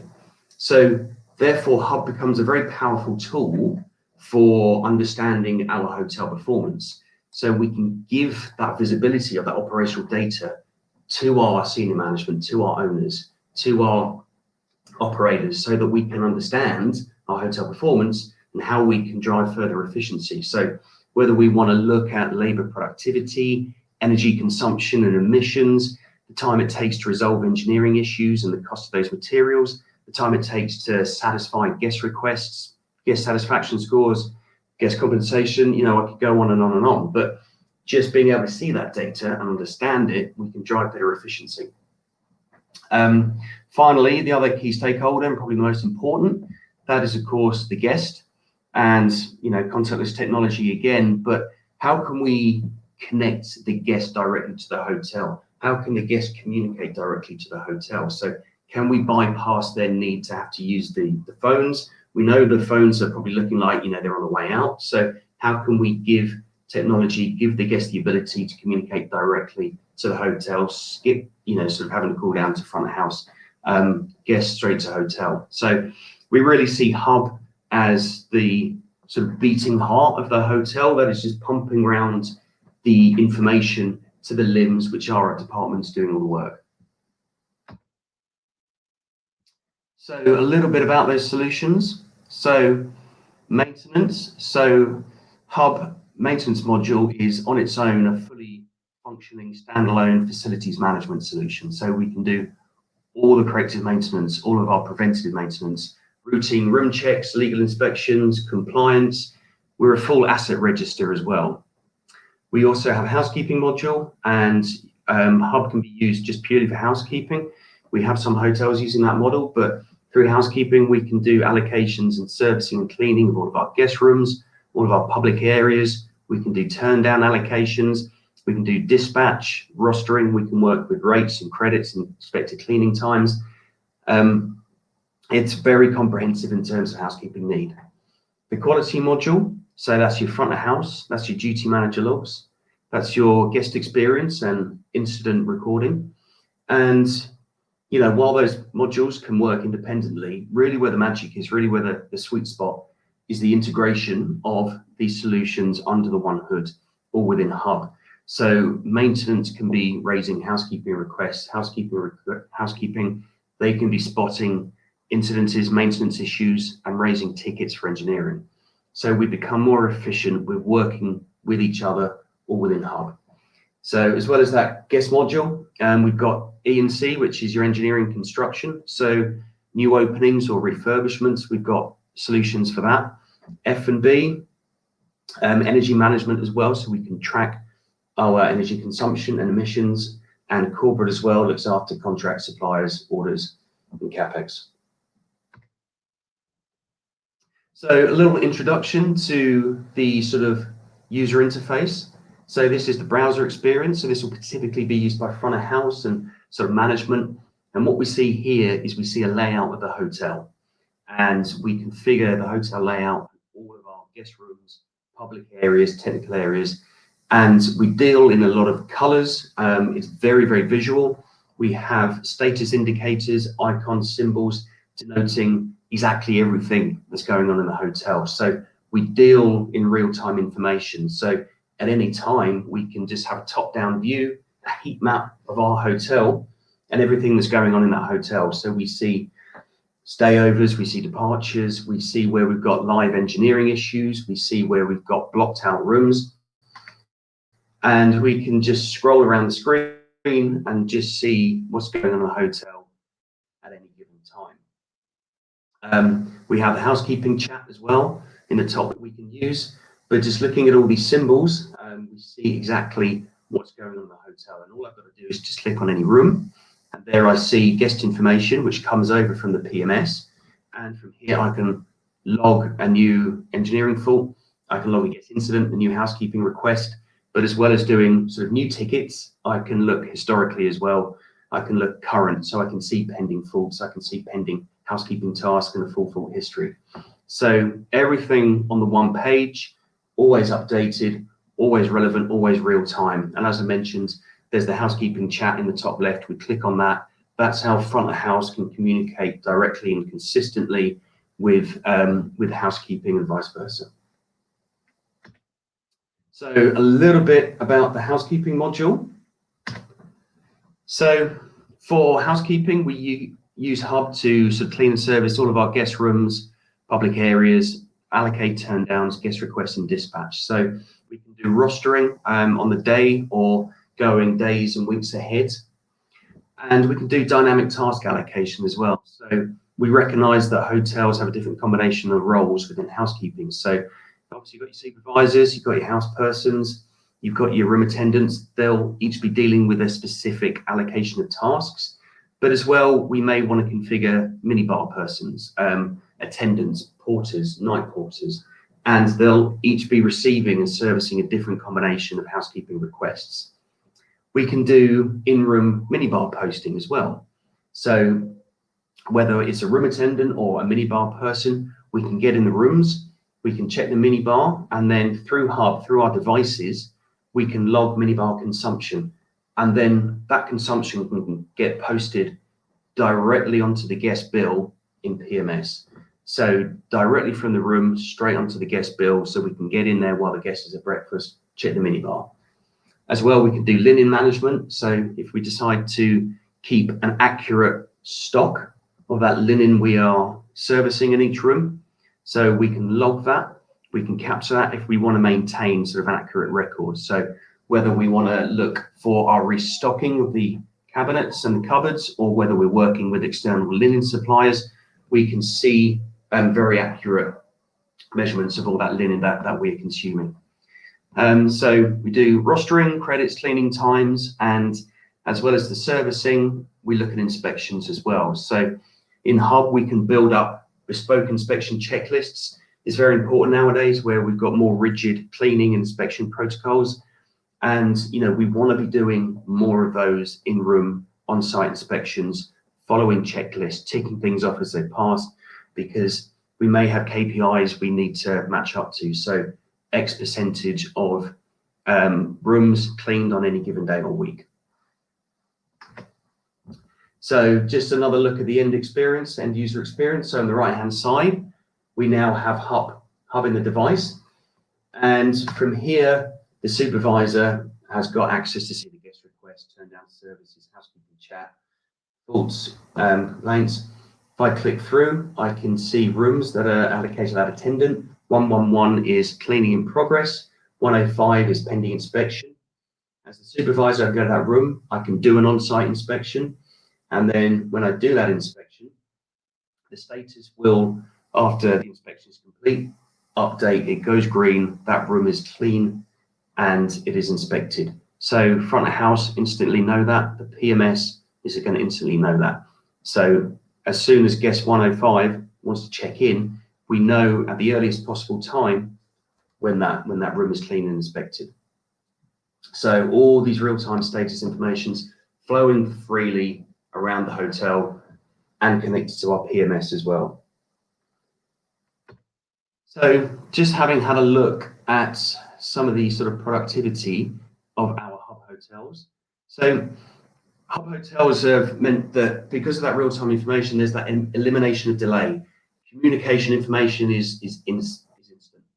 And, you know, we see across our portfolio of hotels that there is a 10% reduction in cleaning times.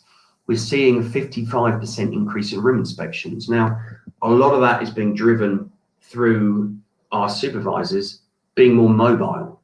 They're not stuck in the housekeeping department on their terminals so much of the day, because they can do all their work and their allocations from their device through Hub.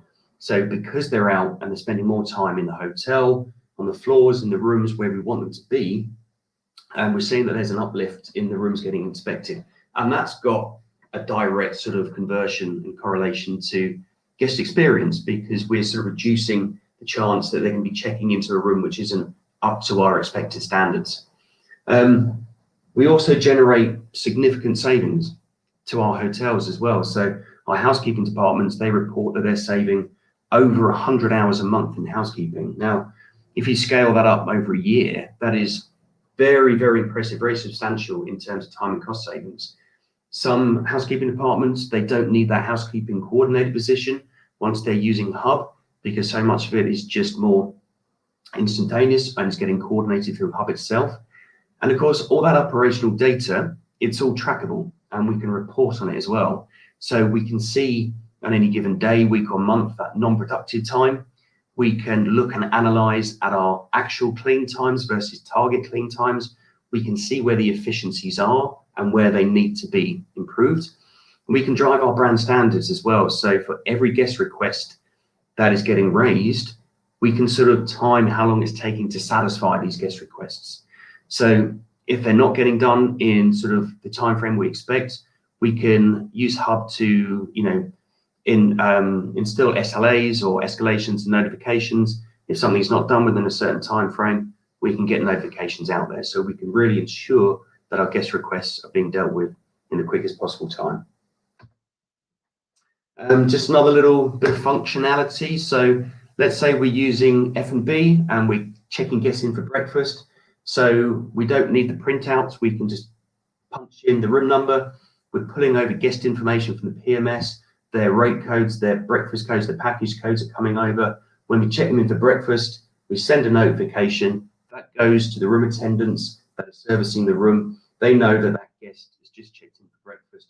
They can get in that room. They can do that stay over service, knowing full well the guest is at breakfast. So while the guest is enjoying their coffee and their breakfast, we're doing their and servicing their rooms. They finish their breakfast. They come up. Their room is clean. Again, direct correlation to using Hub, generating a better guest experience. So a little bit about maintenance. So full corrective maintenance, preventative maintenance, full asset register. So through Hub, we can service all of our guest rooms, all of our service areas, our pools, our spas, our gyms, even transport such as buggies and buses. We can capture those as a room or an asset. And, we build our preventive maintenance calendar from the ground up. So whether we use it to, sort of clean gutters or, sort of check flooring levels in the pools, sort of water pressures, servicing and inspecting the ovens, the fridges, any mechanical or electrical device that we need to check and report on, we can do that. We can drive that through Hub. We've got hotels that are doing, quarterly room inspections. We build that checklist in Hub. They go through and they tick off these rooms. They're even using Hub to prompt them to flip the mattresses. So anything that is you need to be doing. So again, if we just look at that user experience, for the engineer, the shift engineer, they go to the faults. These are those pending incidences that need to be remediated. We can accept the task. We can track all of the work that we do to remediate those issues, time and materials. And then when we fix those, notifications are getting sent around to all the key stakeholders, and then straight into Hub as well. We can see that status indicator to say that that issue is being repaired, and then we can just drill down, we can click through, we can go and find that information. Very instant. It's all just at a click of a button, all available to us. Now, you don't need to be an engineer to log an issue. You can be a room attendant, you can be a manager on duty. If you see an incident that needs engineering attention, you can log that through Hub. And as well as being able to capture all the incidences, we can partition our engineering profiles. So if we want to work with separate groups of carpenters or plumbers or electricians, we can partition those incidences accordingly. And as well as we're tracking all of the material, the time associated to remediating these issues, we can see a top-down picture as well of what faults are taking our time and taking our costs. So let's say, for example, we want to look back over 60 days and we see how much time is dedicated to maintaining the TVs in the rooms. We can see the costs associated to that. And before too long, we can make a very informed decision when maintaining the TVs is going to sort of start to be more expensive than actually replacing them. So again, it's how we capture that data, how we track it, and then how we report it back and use that information to generate better efficiencies and better cost savings. So Hub Hotels, they're reporting that there is a reduction in fault resolution times. So we're driving those down. This immediate sort of notification and response. So gone are the days of getting on the radio, going to the room to assess what that fault is, and then having to go away, schedule the work, come back with the right tools. We get notified instantly when new incidences are logged. So we can then just assess that there and then. We can get the tools and go straight to the room. And we're a lot more efficient at resolving these issues. And the data in Hub Hotels is telling us that. So as well, guest in touch. So this is the module that we give to the guest to communicate directly to the hotel. So just a little introduction here. So all we do is we provide a URL to the guest, maybe on an email, or we can use a QR code in the room. The guest doesn't need to download an app. They can just drive it through the browser on their device. But when they get this user interface, they just log in with their surname, their room number, and from here, they can book themselves into the restaurants.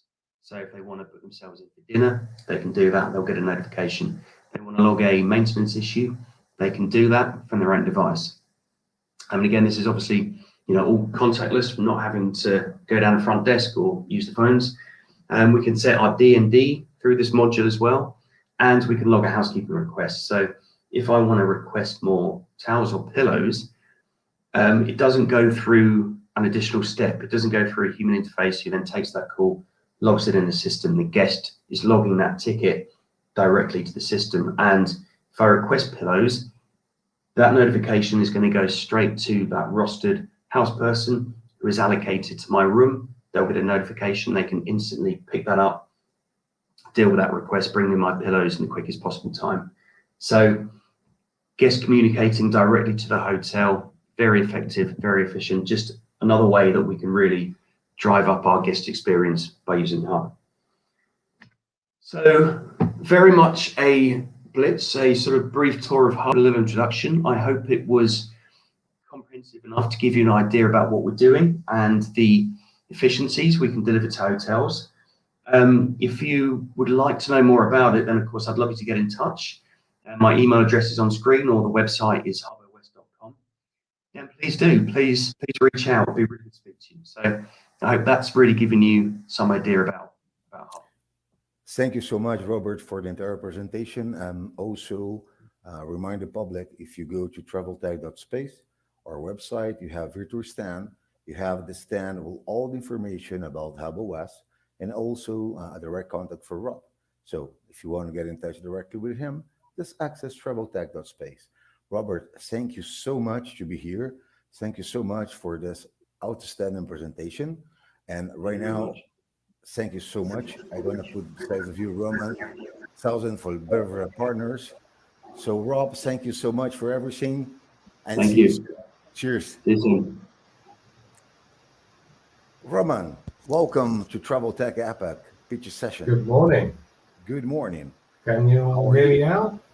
Yes, we can hear you perfectly. I think you can. I'm not sure with the technology here. It looks like I can't hear any feedback myself, so it's hard to tell. My name is Roman Townsend, and I'm the Managing Director of Belvera Partners. Thank you for giving up your time today. I'm just going to share my screen with you to put up a presentation that hopefully you should all be able to see on the screen. Bear with me 1 second. If you check, coming up. Okay, so you should all be able to see the screen that I'm seeing. What is B2B travel? I'm hoping that's why you tuned in today to listen to me. Yes, my name is Roman Townsend. I'm the Managing Director of Belvera Partners. We're a public relations consultancy. I'm going to get into a little bit more details about who we are and what we do later on. But today's presentation is really going to be focused around what is B2B travel PR, and here's the points that we're going to take you through today. So we're going to go through a short definition of what B2B travel PR is, that we'll explain a bit more in a second. We're then going to talk about how that can help your business. I'm making an assumption that many of you dialing in, given this is a travel technology conference, I'm making the assumption that many of you dialing in will be working in a B2B environment of some sort within the travel technology industry, as this is relevant. Then going to explain a bit more about what does doing B2B travel PR involve. I'm going to give you some examples. I think examples are very important. and then maybe go through some talking points to see about how we can actually get you started. And at the end, for those of you who are still with us, I'll speak a little bit about Belvera Partners, about myself and what we do, and then we're going to go over to some Q&As, although I'm still waiting on information on how we use that tool to run the Q&As. So without further ado, B2B travel PR. Hopefully you're familiar with the term B2B and travel PR themselves, but you probably never thought about doing PR, doing public relations, doing communications in a B2B environment. So what does that really mean? What's the short definition?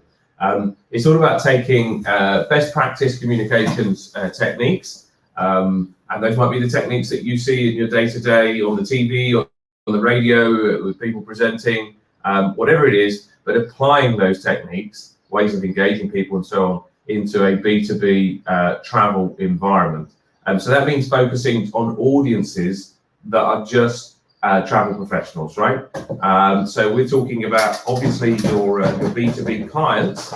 That's a big part of it. I'm sure many of you who are dialing in today are interested in listening to and engaging with those audiences. But think about some of the other audiences you've got, like your technology partners that you want to be working with, whether to supply or connect up to you, the travel analysts, the analysts who write about the travel industry, write reports, attend conferences like this and speak, who can make or break your business.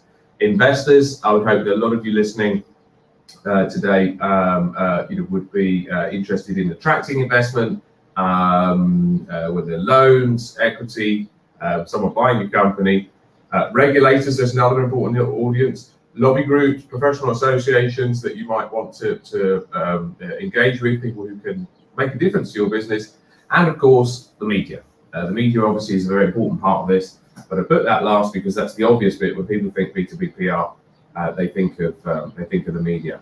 And it's all about finding meaningful ways, cost-effective ways of engaging with those audiences, and we can come to some examples of that in a minute. Moving on to the next slide.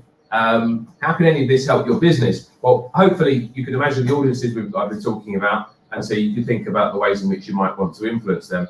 But specifically, if you can listen to us. Hold on one second here. I'm told that the screen is not sharing. Let me just give me 1 second. I presentation. I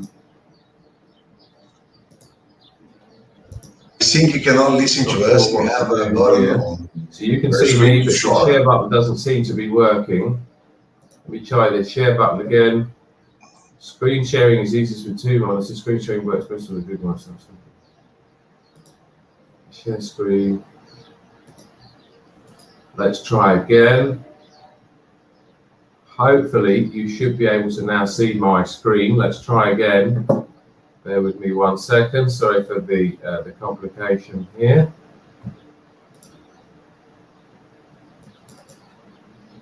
Get that open again. And excellent. I'm told that you can now see the screen. Sorry for that. So just to run back, if you had joined or there was a problem. So we're talking about what is B2B travel PR. We're talking about today's presentation and how the points we're going to review.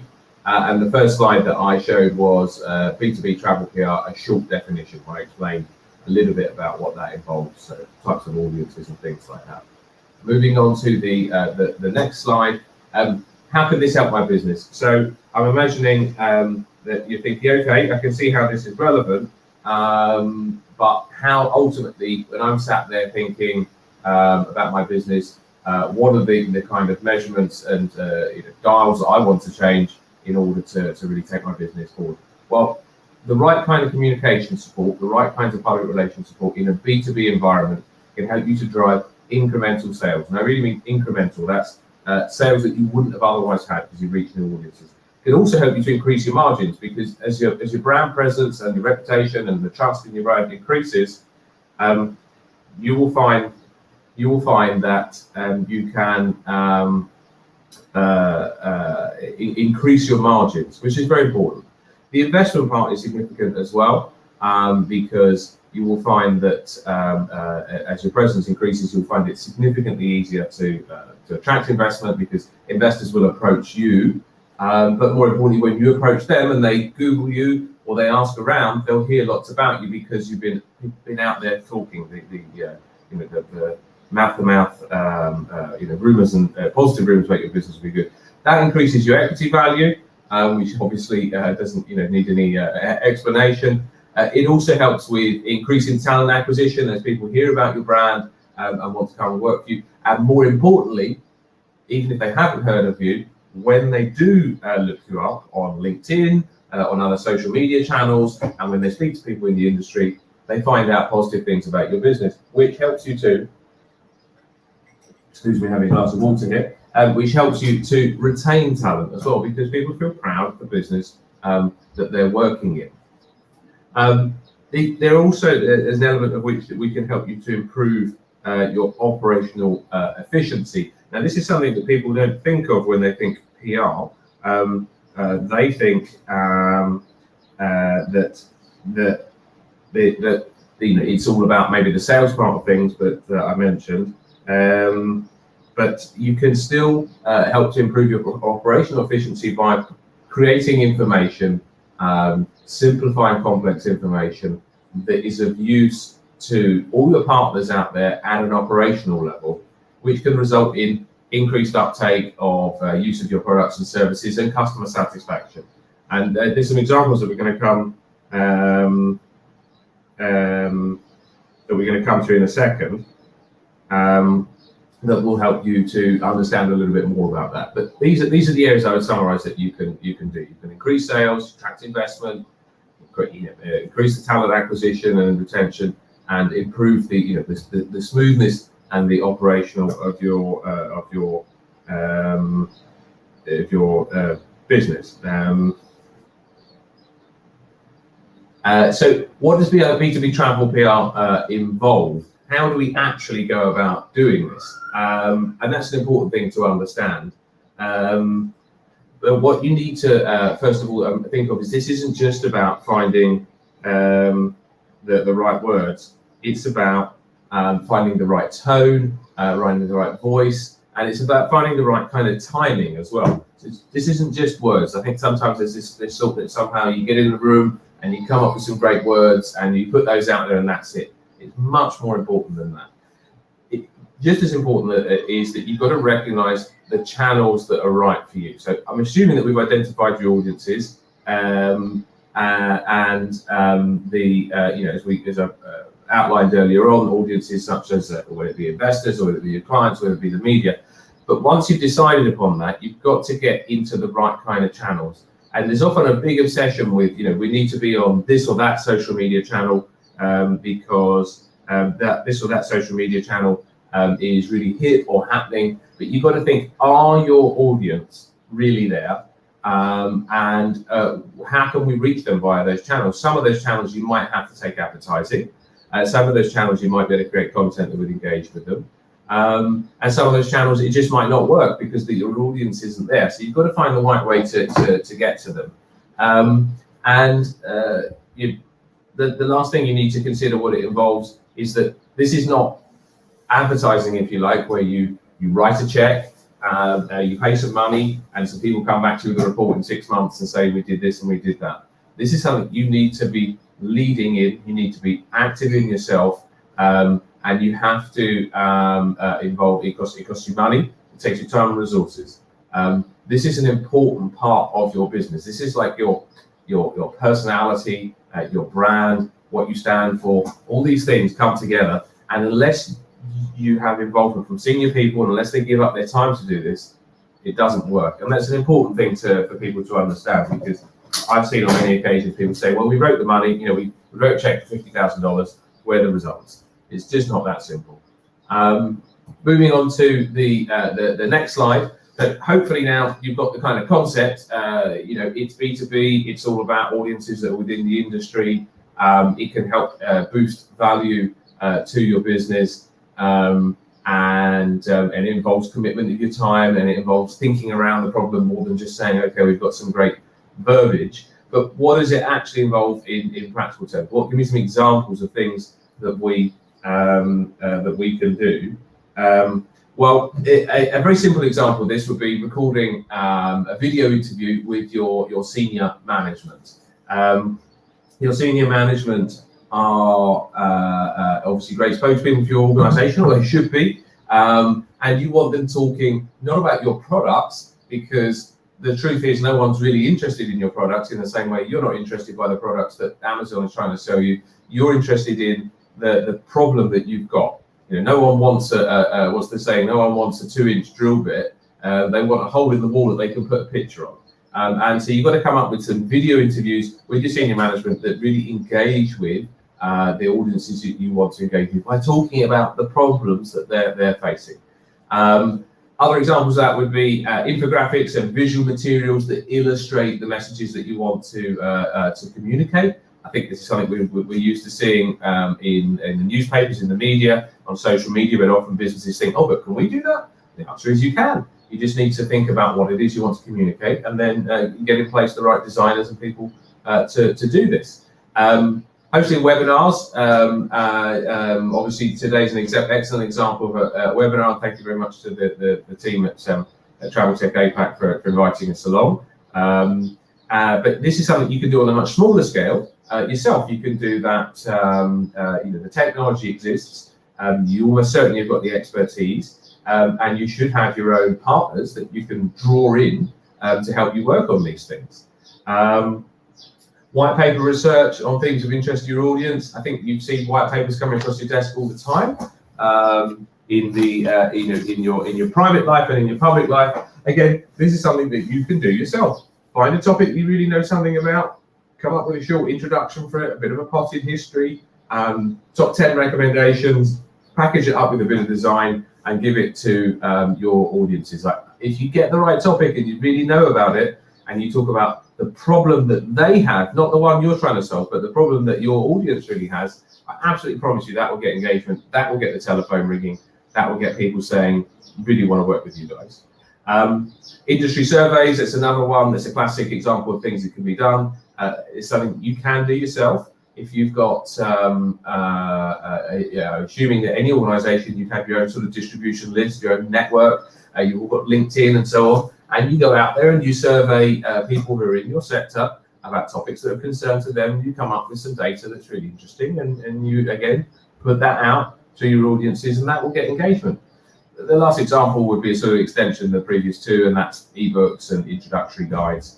And again, it can all be done. You don't have to be a big organization, and it really can work. So moving on to the penultimate slide before I go on to just looking at the time here, penultimate slide before we go on to talk about Belvera Partners and what we do. How do you get started? So if maybe you've got now in your mind a little bit the concept of B2B PR in the travel industry, focusing audiences that really counts, not consumer PR. You've seen some of these examples we've spoken about, and you get the idea that this could help you to your business to boost its profitability, attract investment, and so on. But what's the roadmap here? How do we really get going? Top things you've got to consider. Number one, really important. This requires an executive committee or senior person, founder in the business, managing director, whatever, to have responsibility for this area. This is not something you can delegate to a very junior person. Junior people can do the legwork, but senior people need to be leading in this area, just the same way as a senior person would always be leading in finance or the commercial area. Then you've got to start by establishing your objectives. Why are you doing this? Is it about boosting sales, or is it about attracting investment? Or is it about something else? Maybe you've had a crisis and people in your organization or your stakeholders are concerned about where your business is going, and you need to communicate that. Got to be ruthlessly clear with that right from the beginning. From there, you've got to map your audience. We spoke about audiences earlier, but very, very important. Again, if you don't know who you're talking to, then this is never going to work. So you've got to think, who is your audience? And from there, you've got to think about the ways in which you realistically can meet them, can engage with them. What are the media they read? Which conferences do they go to? Which lobby groups are they members of? Which newsletters do they subscribe to? Which webinars do they attend? I don't know if if it's in a particular geographic area, what bars and restaurants they attend, but think about the ways in which you can reach them. And from there, building the messaging and content will just flow because you've got a very clearly identified audience and channels and objectives. And from there, you'd be surprised the content part and the messaging will come pretty quickly, as long as you always keep it focused around talking about things that they really want to hear. And I absolutely promise you that there's no one out there that wants to hear about version 6.0 of your latest product. And there's no one out there that wants to hear you talk about things like, we're the world's best this or the leading that. It's just that, it's the fact you're in fantasy territory if you think that they really want to hear about that. Instead, they want to hear about the problems that they've got, how you're going to help solve them. The last thing that I would recommend is avoiding the now is not the right moment. This is something I've seen repeatedly in almost 20 years of working in public relations. There's always this sensation that now is not the right moment. When we have all our ducks in a row, then we'll do PR. Well, I can absolutely guarantee you, if you wait until then, first of all, it will never happen because you never get your ducks in a row. And even if it does, when you go out there with an announcement, it will fall flat, because no one knows who you are, no one's engaged with you, not got any loyalty. You've just got to get going. It's got to be a continual drip, drip, drip feed of news. And I absolutely promise you, until your grandmother says that she heard over lunch at the knitting club about something that your business is doing, until your grandmother says that, or your accountant's brother-in-law's best friend from school heard it on the bus, then you have not even begun to get your message out there. And just because your boss or in an internal meeting you think, oh, we've already spoken about that, does not mean that your audience has really internalized the information which you're trying to get across to them. The last recommendation obviously would be you speak with Belvera Partners today, and I'm just going to quickly explain a little bit about who we are. As you can imagine from the presentation I've just given, we're all about handling communications for travel companies whose audiences are not the end traveler. So this is not about bums on seats or heads in beds. This is about engaging with the travel trade audiences that we've been speaking about before. That's what we set out to do. We work right across the whole travel and tourism sector. Obviously, a lot of travel technology, because that's a classic B2B business, but there are lots of B2B companies out there, maybe dialing in now, that provide things like short-side services. We've got a picture here of a cruise ship. And we help you to engage with all of those different stakeholders. And we do that by talking with the journalists, the analysts, the politicians, the unions, all the local communities, all the audiences which or stakeholders which are really moving your world. My name is Townsend. I'm the managing director. Before founding Belvera Partners, I was the director of communications at Hotel Beds. Before that, I was the director of communications at an airline called Welling. And before that, I worked at Amadeus in the communications team there as well. All three great companies, and gave me some fantastic professional skills and experience, which I'm hopefully brought to bear in the presentation today. Something that if you email me, rtownsend@belverapartners.com, something I can send to you is our map. You might have seen this on social media recently. This is a metro map of the world of B2B travel. There's a line for hospitality distribution. There's a line just for pure travel technology. It's the orange one going north to south. Maybe you're on there. The pink line is for investors and the investor community. There's one for aviation. There's one for business travel. We've got it all covered. We'd really welcome your feedback. Obviously, it's not perfect. It is subjective. There will always be gaps. But since we launched it about a month ago, we've done an updated version because we had some pretty good feedback from people. Now I feel we're kind of 98% of the way there, reflecting the whole B2B travel environment. And now over to Q&As. We've got just a few minutes left, and I'm just going to shrink down my screen here and stop sharing. Hopefully you should just be able to see just me now. My understanding is you can put questions up on the screen here, and I should be able to see those. Does anybody have any questions? Hello, Roman. At the moment, we don't have any questions from the public. It was a great presentation, and there's a whole lot of silence, but I'm not 100% sure if the questions can come through. I was told that that it should be questions should be able to come up. You can now listen to us. There's a private chat function on the side of my box. Okay, well, if anyone does any questions that they would like to email me or contact me about, you can find me on LinkedIn, obviously, Roman Townsend. I'm basically the only Roman Townsend on LinkedIn. Certainly, you'll be able to distinguish me. You can find me on Twitter, Roman_Townsend. You can go to our company website, belverapartners.com, and you can email me on rtownsend@Belvera Partners, and I'd love to answer any of your questions. So just to summarize for today, and I can send the presentation across to anyone who'd like to see it. B2B travel PR, all about how you can communicate with audiences within the travel trade, not about communicating with the end consumer.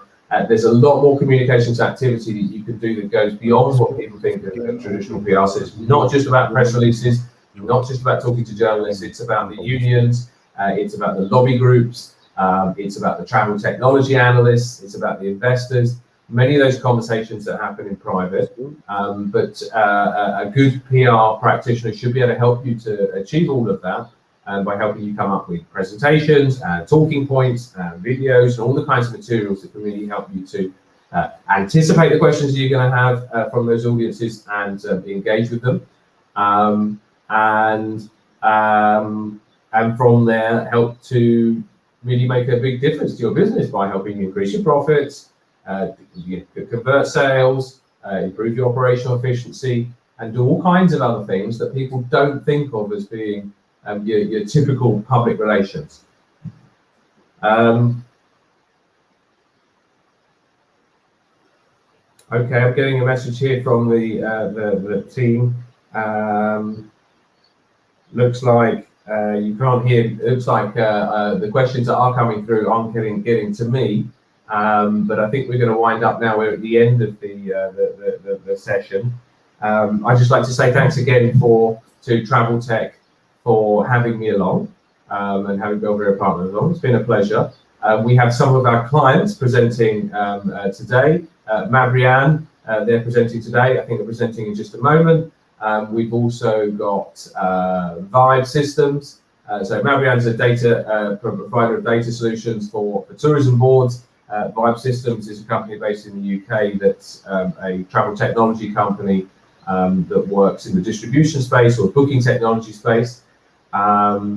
And we also have Kite presenting. I think that's tomorrow. Kite is a travel technology company for airlines, and they connect airlines directly with travel agencies. They'll be presenting too. And I'd like to say thanks to the team at Travel Tech for having them along as well. And I'm sure they'll make some fantastic presentations. I assume you will hear us. We will move forward with HiJiffy right now. That's all from me. I don't have anything else to add. I don't know if we've got the next person up. I'm not sure who the next person up is. It might actually be Mabrian. No, it's going to be the next one. It's going to be Francisco. I'm not remembering for now.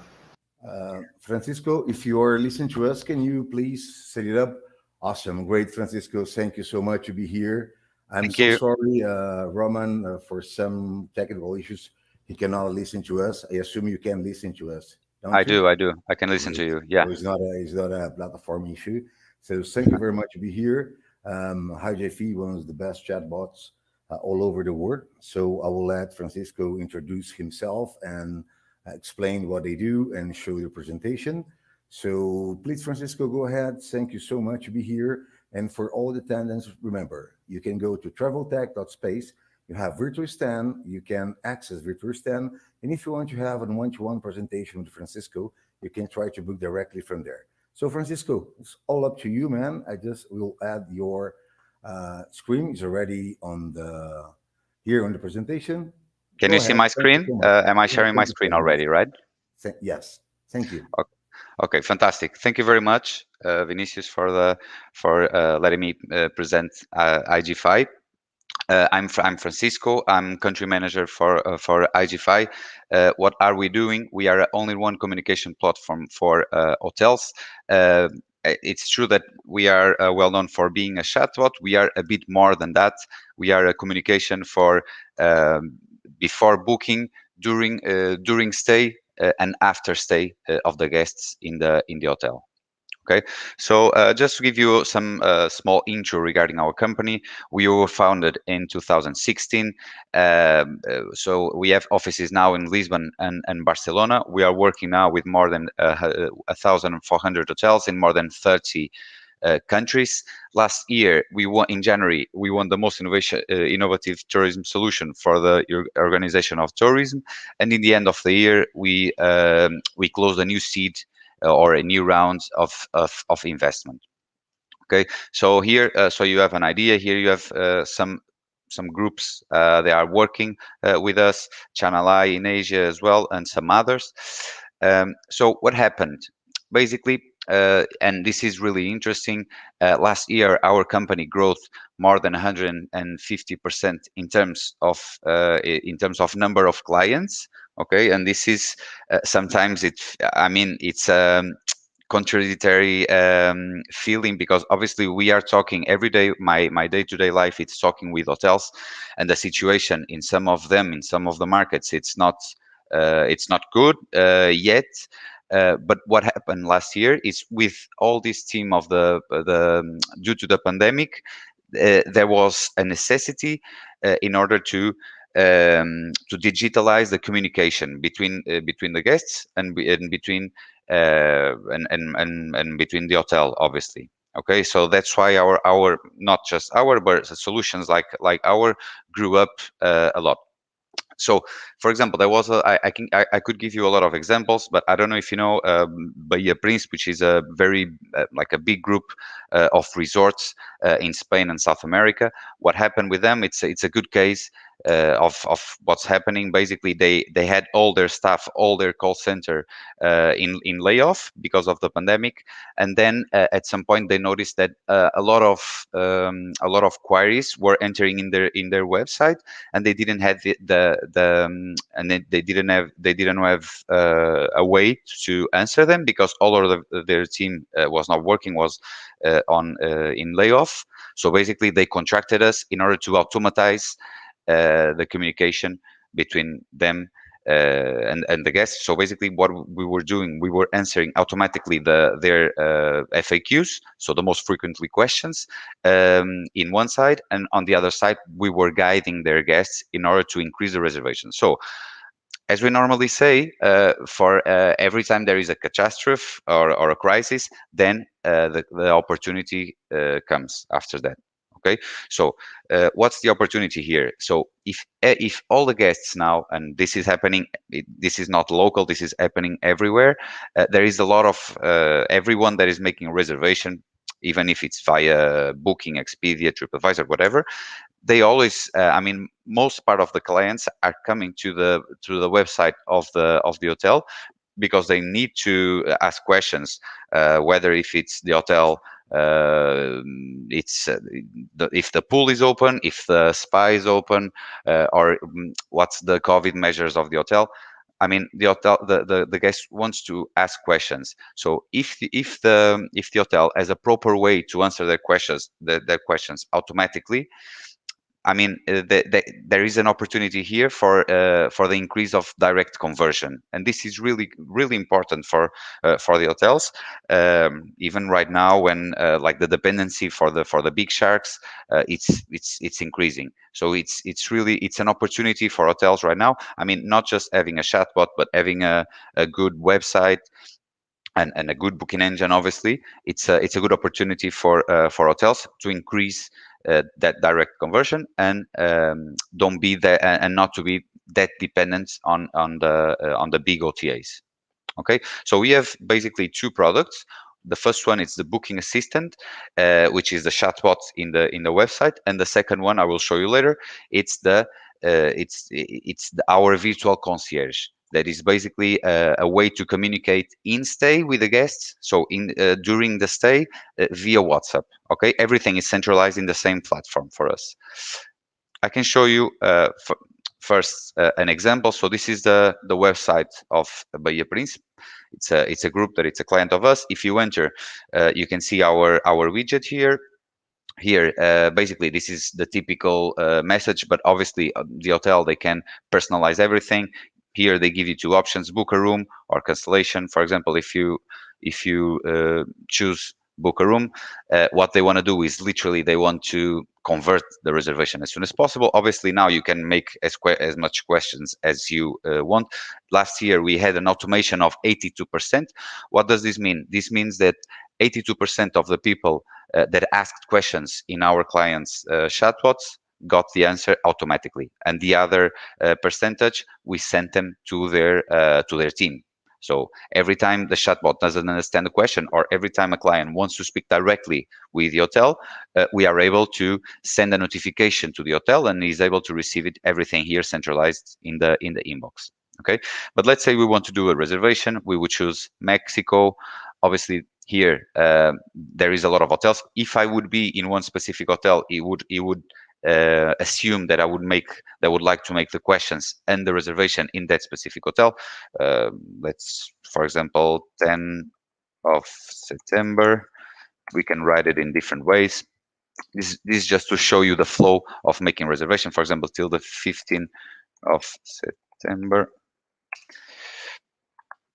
The same happens if you want to make, for example, a reservation for the hotel, to the hotel, to the restaurant of the hotel. You can do it here as well. For how many children? Age 0. So what we do is we integrate with the booking engine of the hotel. So basically we adapt to them. How many infants? 0. So basically what we do is we ask the same questions as the booking engine asks, and then here you have, if you want to do a reservation, you click book now, and we will redirect you to the booking engine of the hotel, literally to the checkout page where you can just pay and finish the reservation. Okay, this is helping the hotels a lot to increase their direct reservation. A very important thing, we always talk in the local language. So let's say if this hotel is in Spain and someone from Germany wants to visit their website and wants to make questions, we will talk. The chatbot will talk in German. Okay, and obviously, if the client wants to speak directly the hotel will receive it here in Germany. The hotel itself can translate to their local languages, to for example, to Spanish or to English, and then the hotel can write in English, translate to German, and answer in German. So with this tool, you don't have to have a team that speaks multiple languages. You maybe just have to have a small team, and here you can do all the translations. We work with Google Translate Enterprises. Till now, we have tried several translation solutions, and till now this is the best. Here you receive all the communication centralized. Very important, we integrate also with other channels, such as the chat of booking.com, such as Instagram. Instagram just opened the API this year. It didn't have open, so it opened this year. So we already received some requests of our clients to integrate Instagram. Actually, this is a surprise for me, because I have groups of clients that told me that they receive reservations via Instagram. And I mean, basically what happened is people answer to the stories and request reservations. This was a new for me. I didn't know that, actually, so it was really interesting. And some other, for example, Google just launched a chat, Google Chat, and we have been already approved by Google. I mean, obviously, because it's Google, it will be a very powerful chat as well. And what we will do is we will automatize the chat in Google. So every time if your hotel works with us, and if you ask FAQ questions like what time is the check-in or the check-out, we will automatize the chat even in the Google Chat. Okay, and everything will show up here centralized.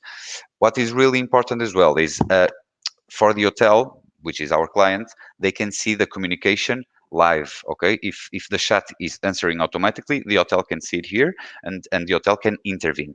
Obviously, if you're working with a chatbot, I mean, the idea is to be the most automatized possible. But obviously, if you want to obviously give the personal touch and answer yourself as the hotel reservation team or marketing team, you can do it as well. Okay, here on the right hand side, you can see the profile of your clients. Okay, when the client finally wants to speak with the hotel directly, we would ask the data, so number, name, and email. And obviously, the idea is to obviously, if someone goes out of your website and you answer, you will answer to the email as well. We don't want.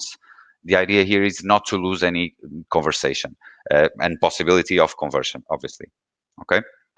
So in the beginning, actually, this is interesting. In the beginning, we used to ask the data in the beginning of the conversation, but we changed the way we work because there is a lot of people that don't want to give you the data just to use the chat. So what we do is we don't ask in the beginning, and at the end, if the client wants to speak with you, then we will ask for the data. And we did an A/B test, and it does convert much better. Okay. Another important thing: every time you close, every time you finish a conversation, you just mark as closed, and the conversation will go to the closed ones. You can see the historic of all the conversations. A new feature we have as well, and also this was also a request from one of our big clients, and the way we grow up. I mean, we believe in this philosophy. The way we grow up and the way we launch new features, it's by request of our clients. And one of the new requests, it's I call it the little CRM. It's not a CRM, but it's a list of contacts. That's the way we call it. So basically, you can collect all the contacts that are using the chatbot to talk with the hotel. So, and this is really, really important, and our clients are really happy with this. Why is that? Because till now, the only way for hotels to collect data, or the groups to collect data, it's via PMS. So it's clients that have paid and have made a reservation, and that's why they collect that data in the PMS. But here, you can collect not just clients that have made a reservation, but clients that at the end didn't finish to do the reservation. So basically, they were asking questions and they didn't book. You will collect the data as well, and you can work it. Another thing we can do, you can export this list of contacts, or we can, in some cases, we are already connecting directly with a CRM of the hotels. Okay, so we will pass this data to their CRM, so at the end, and create opportunities so they can work on them later on.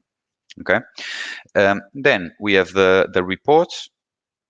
Here, it's basically where you can check the metrics of using a chatbot. How many active conversations do you have since you have chatbot? Obviously, this you can see if you're working with a group of hotels, you can see it by hotel and you can see it by group. That's no problem with that. So here, how many requests did the chat receive? The staff received. What's the automation rate? We work with automations rates from 70 to 80%. Every time a client of ours has, for example, let's say 50%, basically our customer service team will help the client in order to understand why is the automation so low. Sometimes it can be, for example, let's say an hotel that has a golf, and it didn't upload content regarding golf. So basically, a lot of people are asking, what's the price of golf? What's the opening hours of golf? And obviously, the chatbot doesn't know how to understand because we didn't upload the content here in the chat. Okay, so this information, we can see it by days, weeks, or months.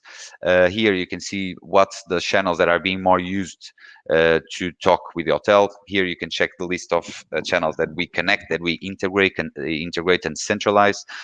Here, what's the countries that are the ones that are speaking most with the chatbot. So you can check your preferred markets, let's say.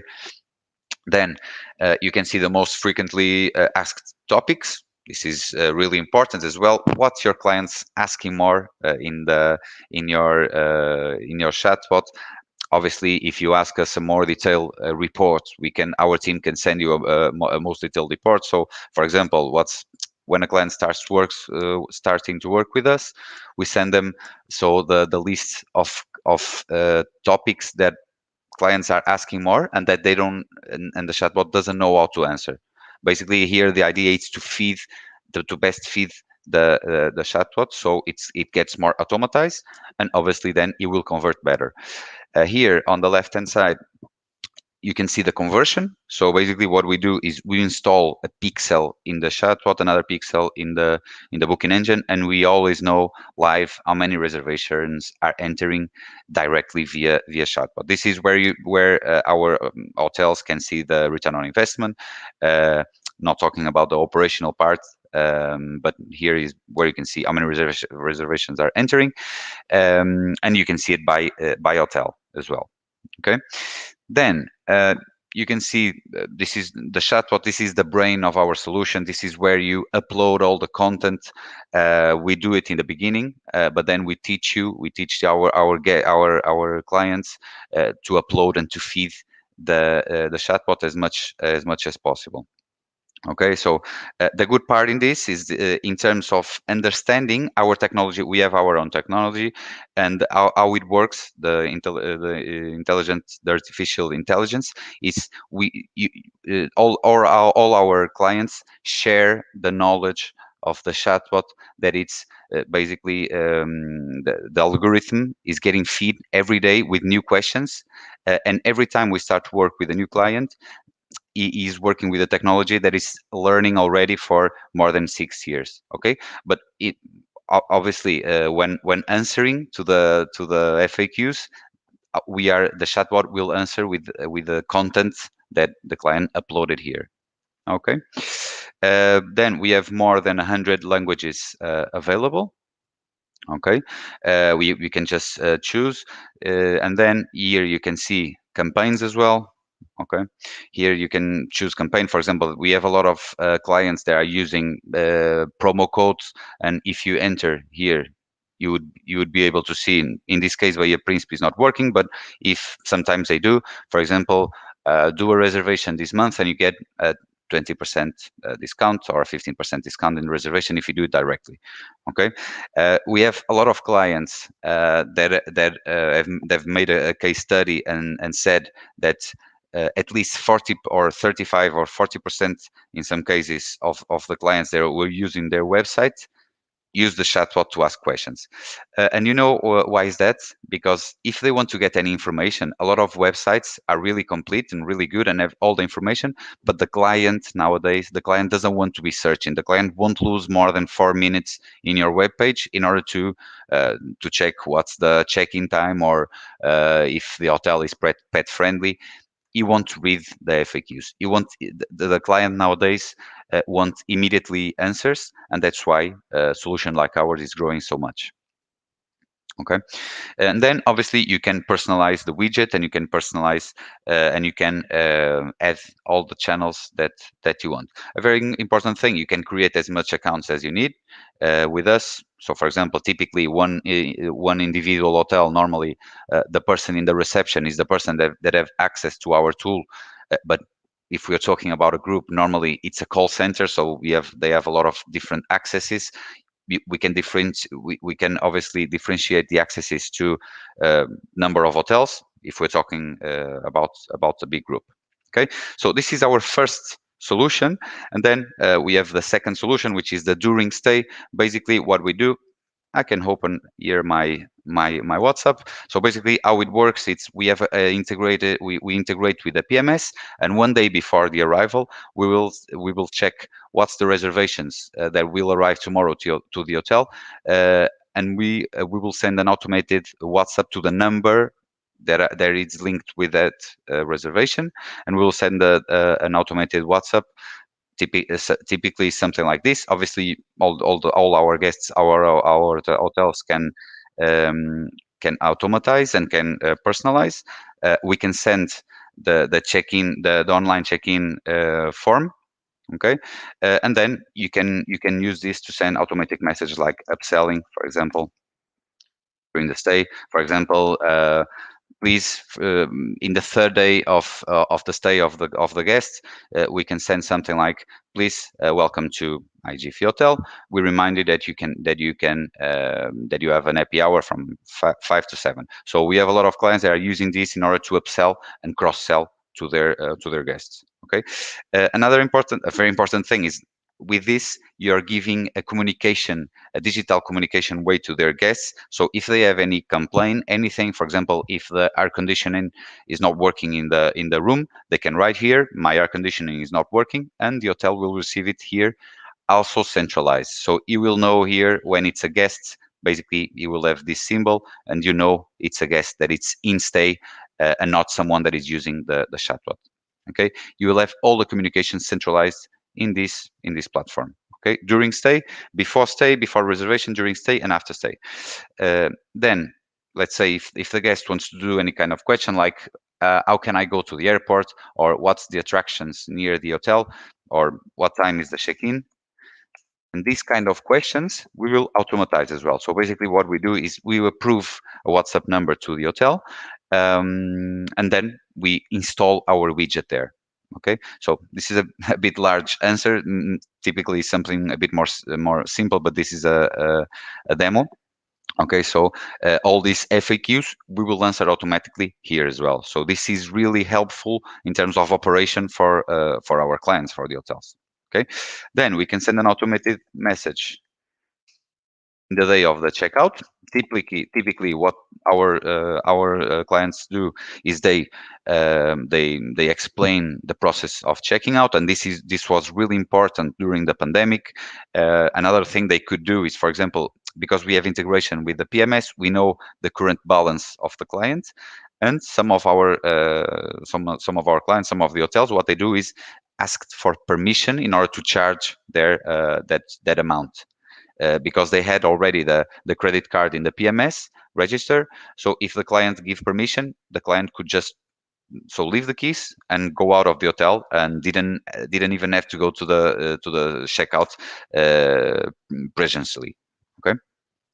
So, and 24 hours after the checkout, we can send also an automated message, something like this. Thank you very much to stay with us. Please give us a review on TripAdvisor, Booking, Expedia. You can choose, or Ctrip in the case of APAC, that is very used as well. So you can choose the channel that you prefer. Here the idea is to help you with the positioning in the big OTAs. Okay. Yeah, and this is it. I think. Let me just I would like to know if there is any questions, anything that you would like to know. Hello, Francisco. Thank you very much for the entire presentation. At the moment, we don't have questions.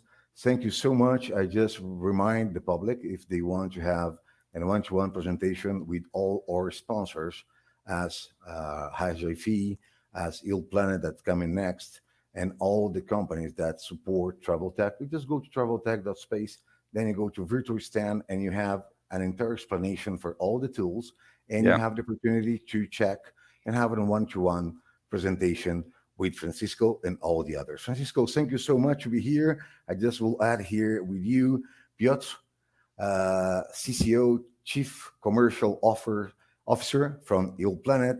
Welcome, Piotr. Thank you so much to be here. And I think it was a surprise.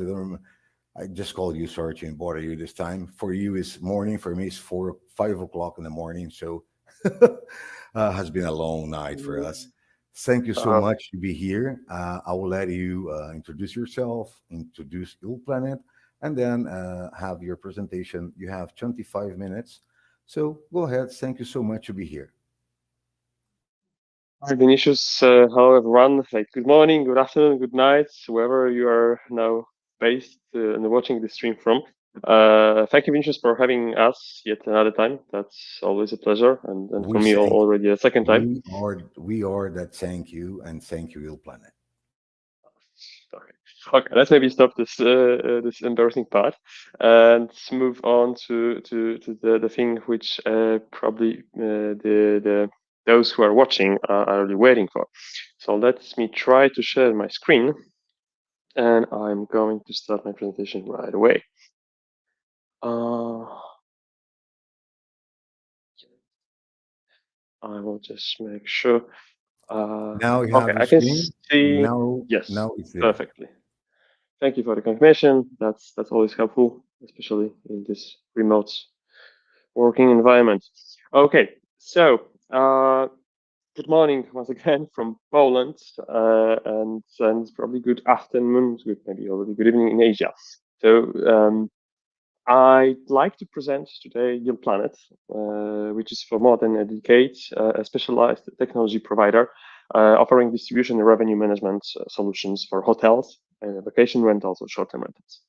I'm Piotr, Chief Commercial Officer, and I'm happy to take part in this event, as I said, yet another time, hopefully not the last time as well. And if you are a technology provider as well for any type of recommendations in APAC, Asia Pacific, the first part of the pitch will be actually dedicated more for you. Because although we are based in Poland and we have our offices located mainly in Europe, so in Spain and Switzerland, but with a wide network of our partners, we are proud to serve almost 5,000 clients in more than 80 countries. So this of course includes some countries from Asia and Pacific. That's also why are we here today. Where the biggest are Thailand, Philippines, but also Malaysia, China, India, Indonesia, and Australia, if I remember correctly. And also for the channel manager, as you can probably expect, integrations are key.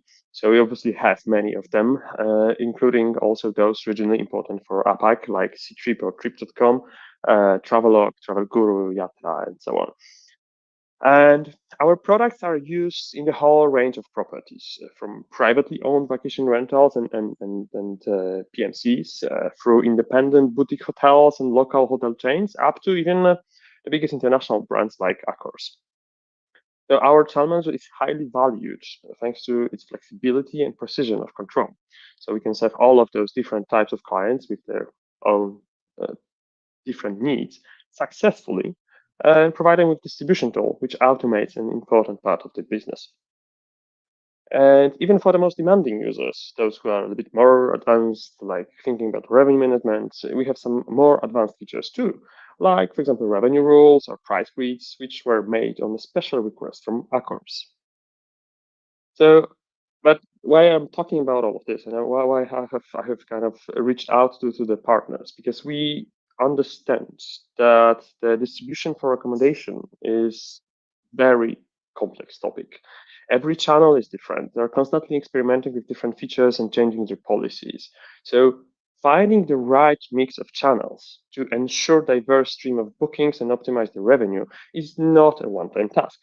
So connecting a new channel and setting up the latest feature at an already used channel requires time and sometimes also an expertise in the local market.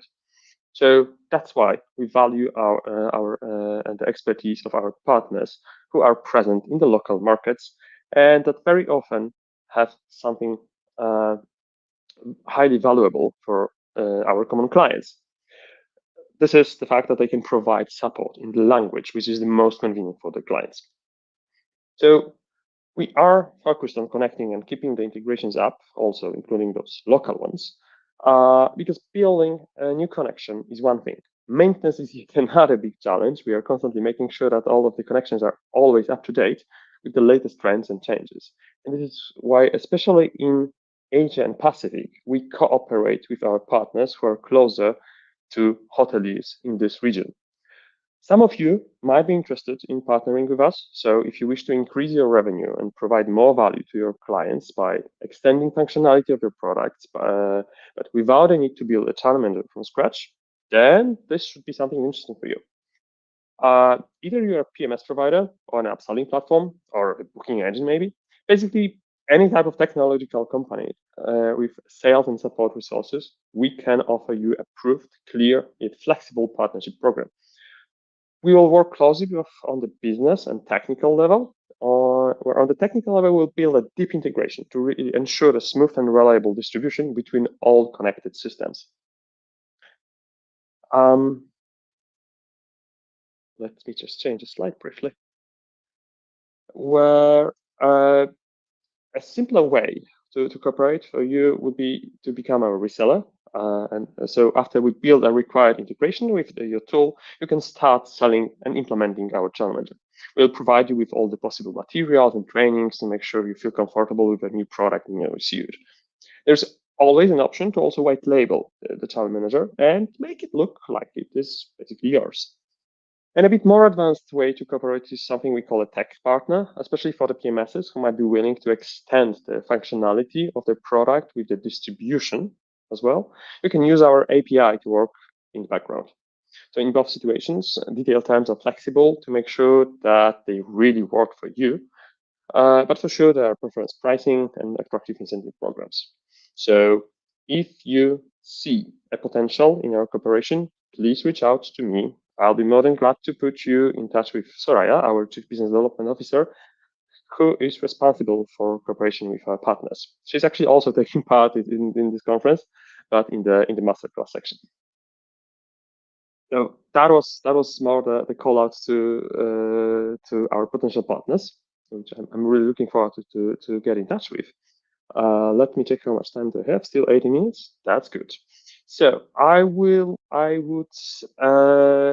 like to dedicate the remaining time to show you how the revenue management system could be a little bit different and therefore more efficient. I'd like to introduce you to our second product, a revenue management system called Price Optimizer. You probably all know this famous saying description, like what the revenue management really is. I would not read that out because that might already be a little bit boring. Probably you've heard that already a lot. But since at YieldPlanet, we have long years history and expertise in channel management, this probably should not come as a surprise that our revenue management system, Price Optimizer, is quite a unique combination of the distribution and revenue management system. A revenue management system, in our opinion, cannot work in isolation or as a silo. So with our heritage as channel manager provider, we know a thing or two about integrations. And as I said before, Price Optimizer combines revenue and distribution management into one end-to-end solution, which is focused on supporting the sales process, both online and offline. Because in our ecosystem, we see the PMS as a centerpiece of cooperation, at the hotel and the Price Optimizer as the core platform for sales. So basically, you can distinguish the sales process with the revenue management process, which is especially useful for centralized hotel chains, where the revenue management office is located in one place. They can coordinate everything. They can make sure that the pricing and also the whole distribution is in line with the strategy. At the same time, make it easy for the front desk or any sales team to make any new bookings. So price availability and restrictions, products and channel mix are optimized and distributed from Price Optimizer directly to channels. So because we have those connections, we can already send prices where they actually should be, because this is where the client is making the booking. There are some RMSs which are sending rates to the PMS, and then the rates are coming through channel manager to channels, which also works, but might not be that precise, as we can do that with our channel manager fully integrated. Now, direct offer would be always the best, because we can define a preference for booking engine because technically for us is a channel as any other, and also for the reservation screen we can create make the preference, because that is yet another tool we provide for handling offline pricing and reservations. And this is the whole distribution part, the automation of distribution part we believe is especially important nowadays when rate imparity is clearly exposed by Google. If you have an optimal rate, but there is 15% of commission included on top of that, or like included, actually not on included in this, then the whole additional revenue make, you're basically giving away to an OTA. So especially in high demand periods, it's crucial to control availability on all channels simultaneously. So especially in high demand, in high demand days, if you're expecting many direct bookings, OTA channels can be basically closed to avoid this commission. With Price Optimizer, when you have, let's say, just to give you an example, less than 5 rooms left to sell and still 10 days to arrival, we can automatically close all channels and only leave direct channels open, helping you to optimize the distribution cost. And also, since we have this direct connection, this is not only about the rates, this is also about optimizing the inventory and restrictions. So since the inventory is also optimized based on the demand, irrespective of the PMS limitations, we can do some magic here. And let me give you an example. If a single room are selling better than double rooms, maybe they're already all gone, why shouldn't we keep on selling single rooms by using the inventory of double rooms? That's something which we can also do on a fully automated basis. And thanks to the fact that that we have the channel manager integrations with different PMSs, if your PMS provider would charge you a lot for a new integration with an RMS, we have a solution for you, because we can easily connect the RMS with the same channel manager slot to let you benefit from automated dynamic pricing. This might be a good start for you to really optimize your rates for all the rooms independently. And thanks to this connection, this channel manager-like connection, Price Optimizer gets instant notifications whenever any reservation is made, without waiting for a scheduled report. Therefore, the rates are optimized on almost real time. It is fully automated up to the point where it can even follow the competition pricing precisely yet safely, which I will try to show you in a second. Now, please let me change the screen I am sharing. So let's just stop that for a second. I share the screen with the actual tool, so you can see how it looks, how it works. Piotr, you stopped to share the screen. That's on purpose. I wanted to share a different screen. Okay, so that's sorry. I'm just looking for the right screen again, and I will share it in a moment. Okay, perfect. I have that already prepared. I'm sharing the screen again. Hopefully you can see that as well. Yes, I can see it works. So let's. Perfect. Thank you for confirmation, Vinicius. Yeah. So I've mentioned the direct bookings as an important part of revenue management and distribution strategy, especially for Price Optimizer, and also the reservation screen for front desk. So let me actually start from this place. It makes it easier to understand how it all works. So if you implement dynamic pricing, and especially if this is an autopilot, so the system automatically changing prices, even up to a couple of hundreds of times per day, which is not that unusual for our clients, it might be a challenge for a front desk or sales team to always quote the right price and also ensure that the price they quote will be better than for example, all OTAs. So this is why we came up with this tool to help with this process. Actually, that was based on the feedback we got from our clients that they wish to have the front desk always informed about the best rates. So it is a pretty straightforward tool. It's kind of like you just select the arrival date and the departure date, and whatever is bookable actually is easily bookable here. You can immediately see the total price. You can see the number of rooms available, regardless of any restrictions of any pricing decisions. A revenue manager, either manually or automatically through the tool, has made.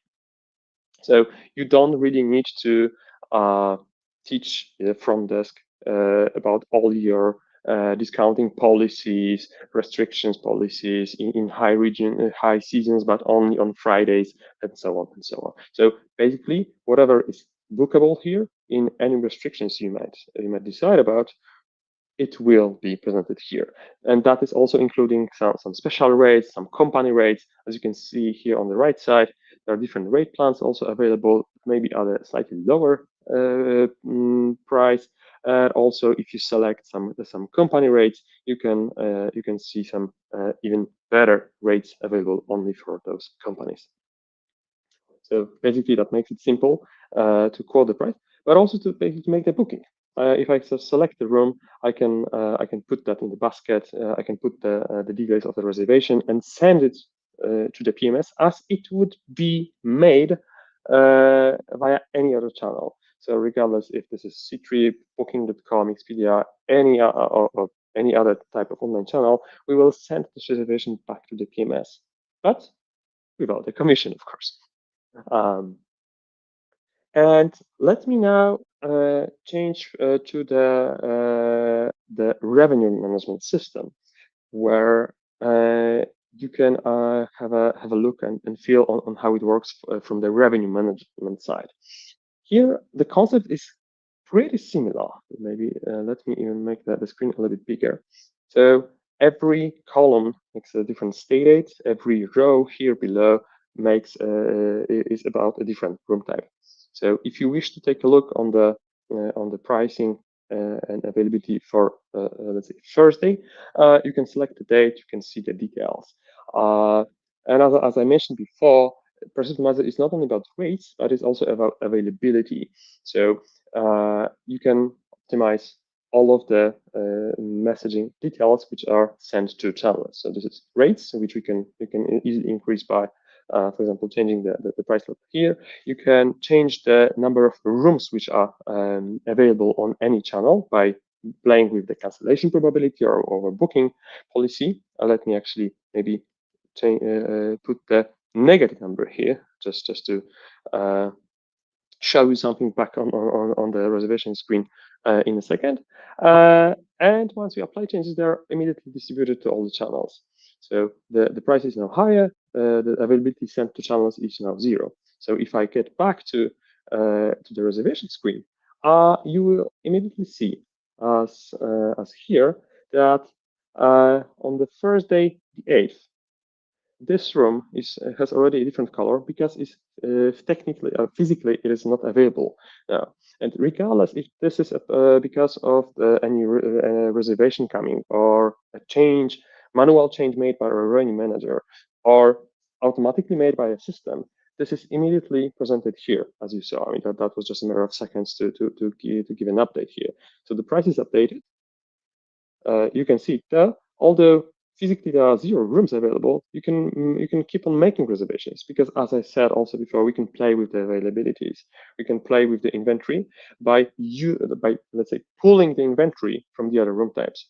So in other words, the benefit for you as a hotel owner is that you don't need to say no, thank you, goodbye, we don't have any rooms left for you if someone is calling and asking for some standard single room, because you can always make an upgrade. And that's, again, easy for the front desk to make. Now, there's a very, very interesting use case for Price Optimizer and their strategies.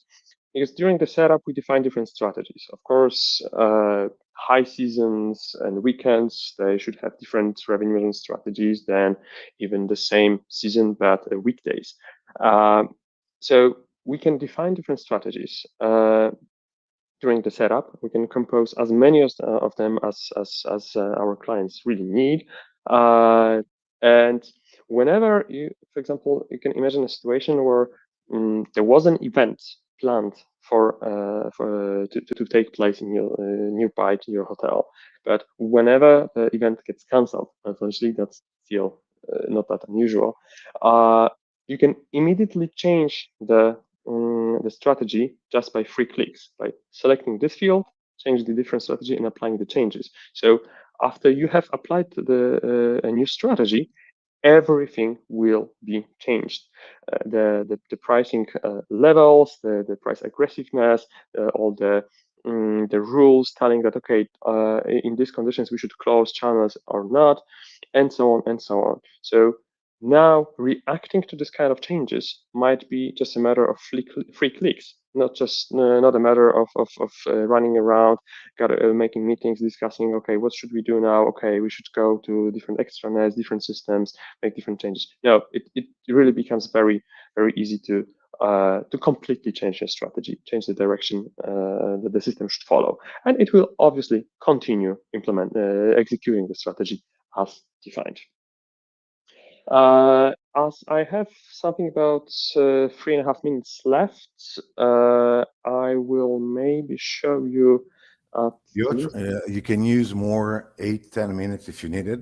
You're the last one, so profit, please. Thank you. That's very generous for you. Thank you. I will still try to make it rather short, interesting than lengthy. But let me show you some couple of interesting features here.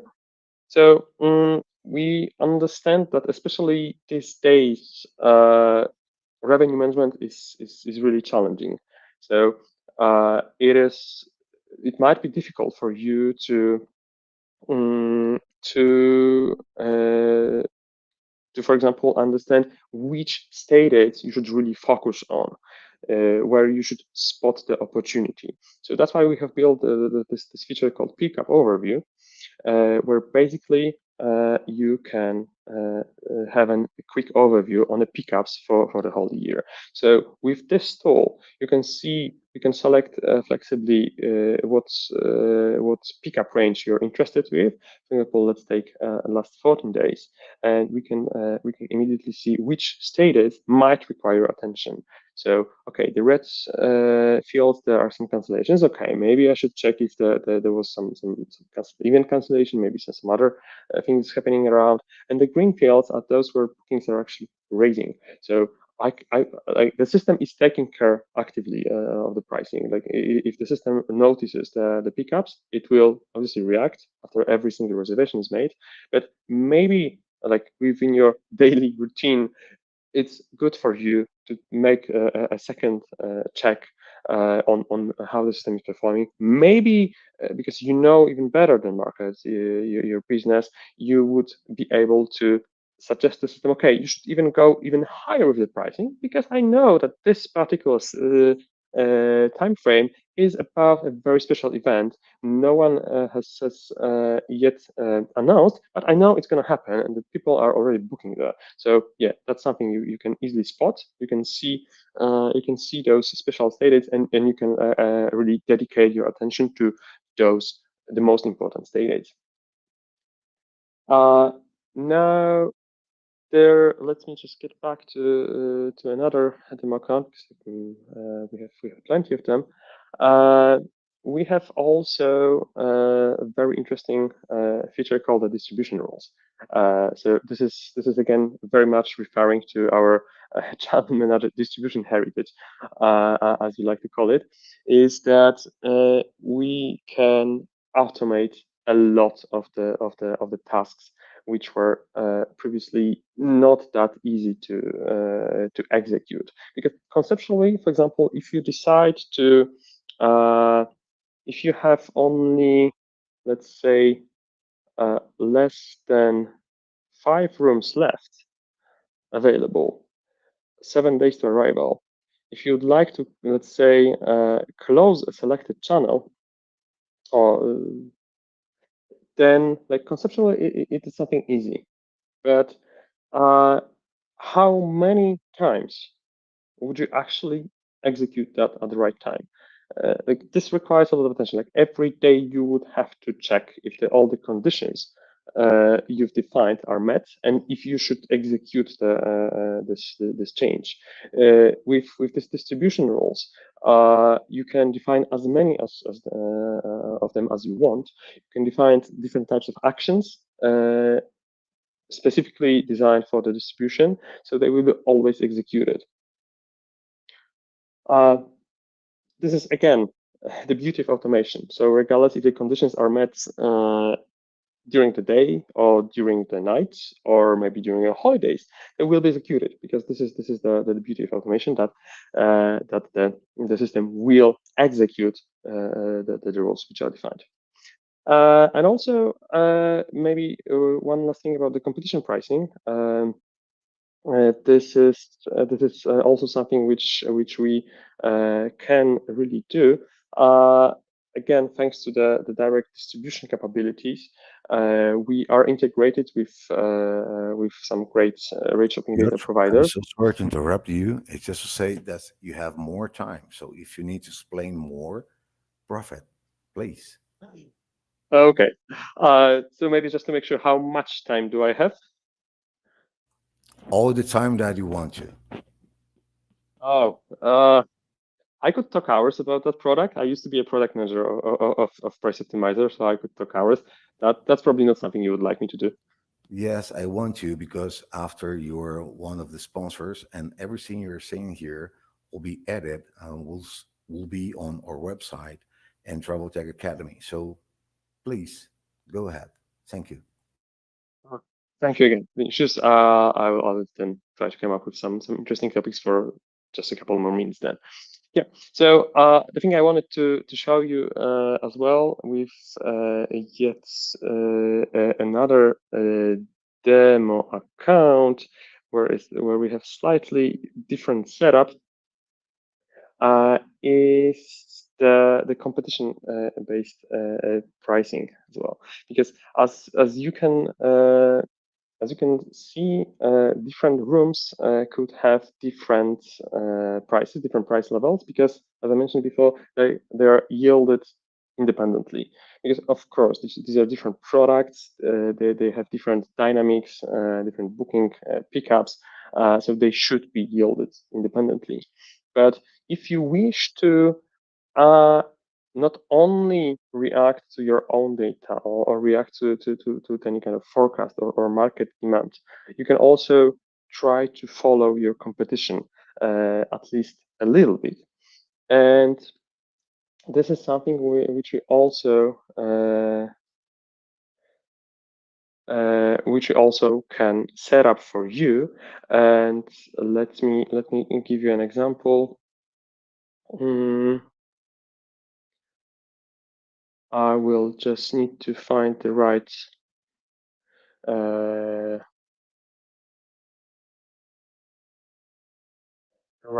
thing.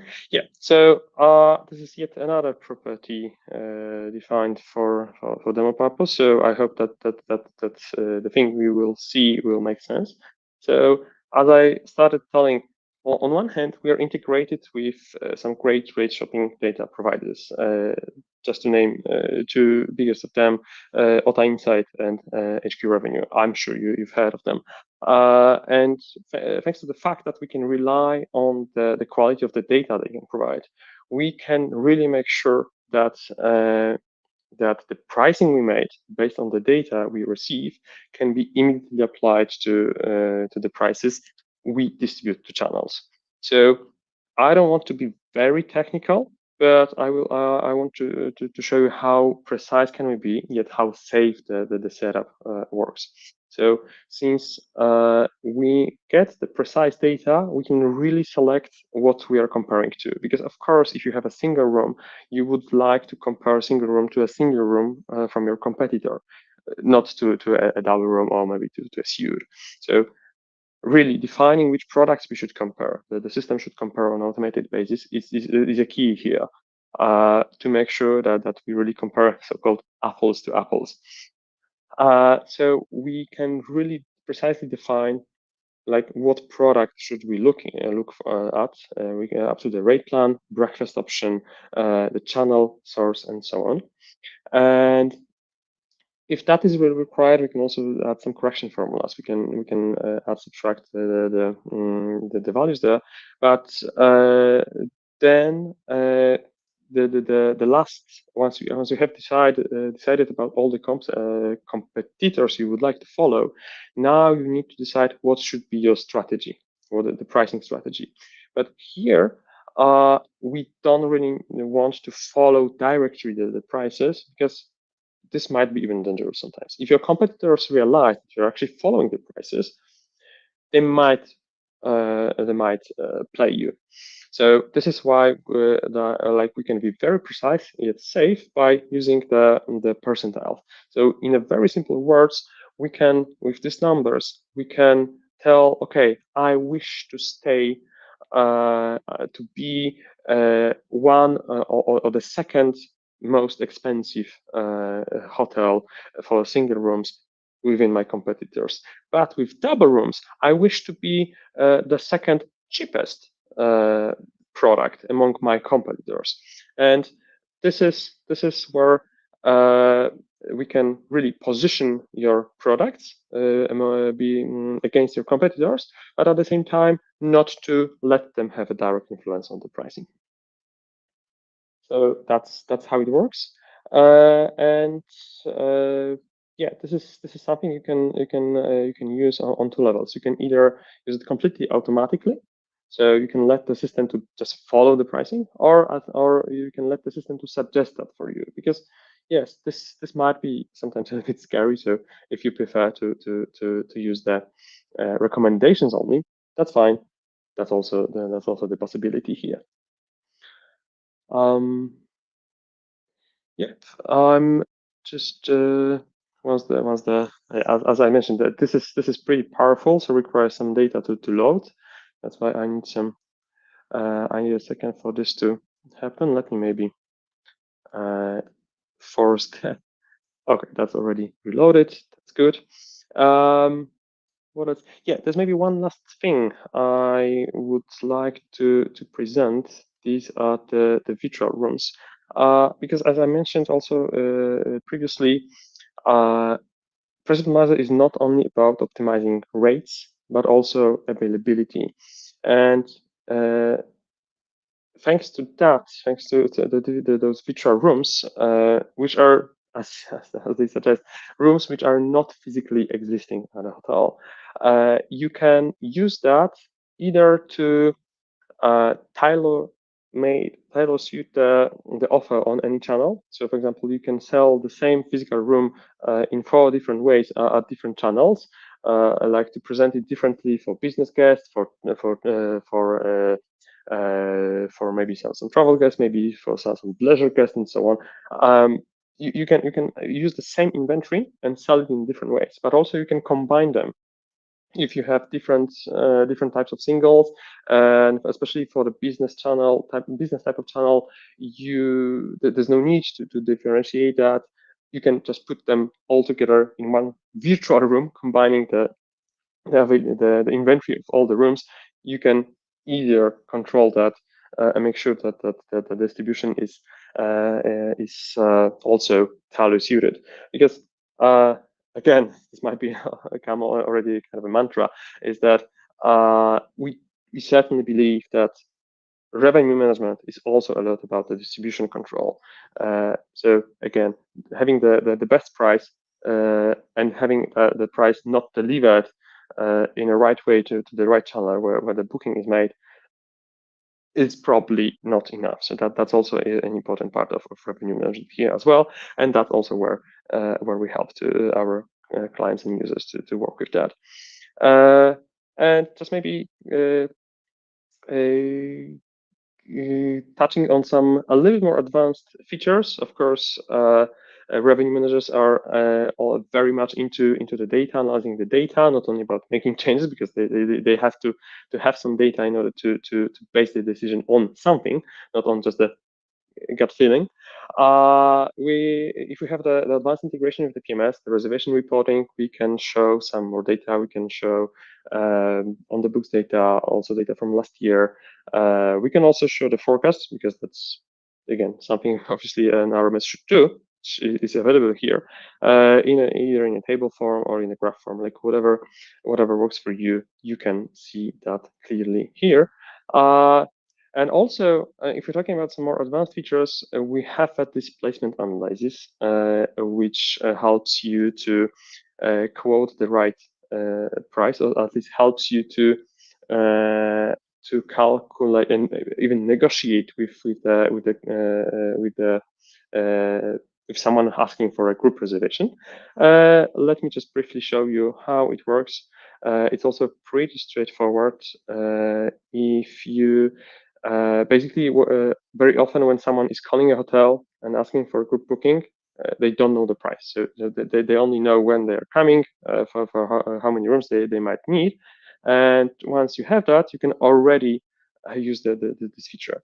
So here you have a graphical help, a graphical tip on how like what is the price range you can suggest.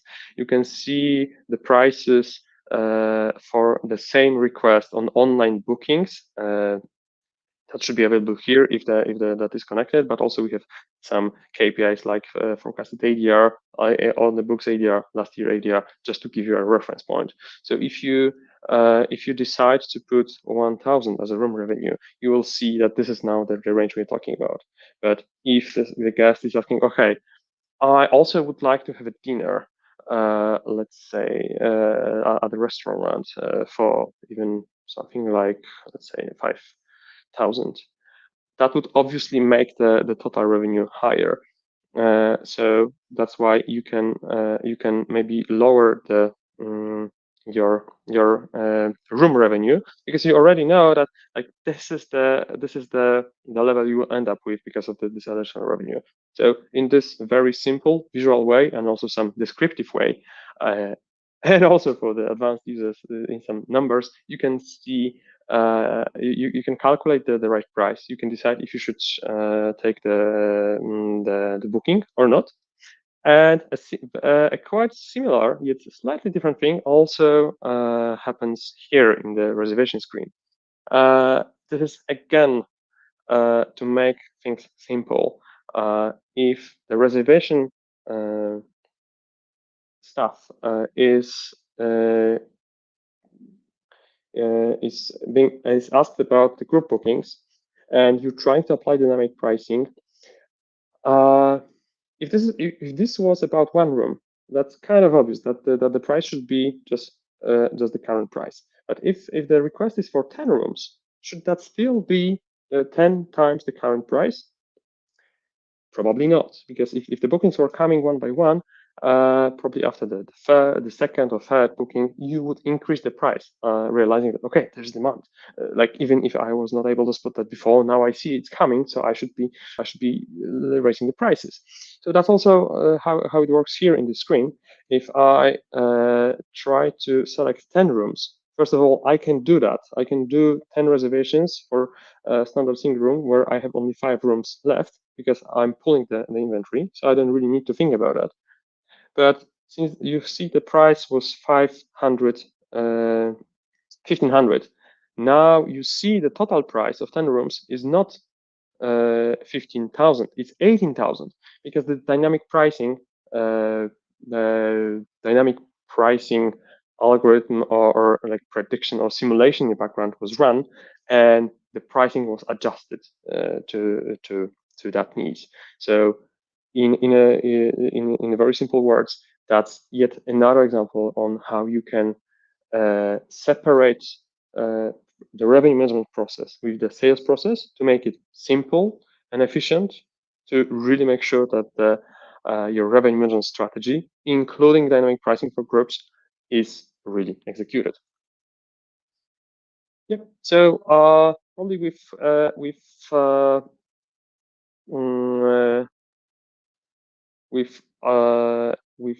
that, I would maybe shortly try to come to an end. So let me just share the screen once again with the closing slides. Yeah.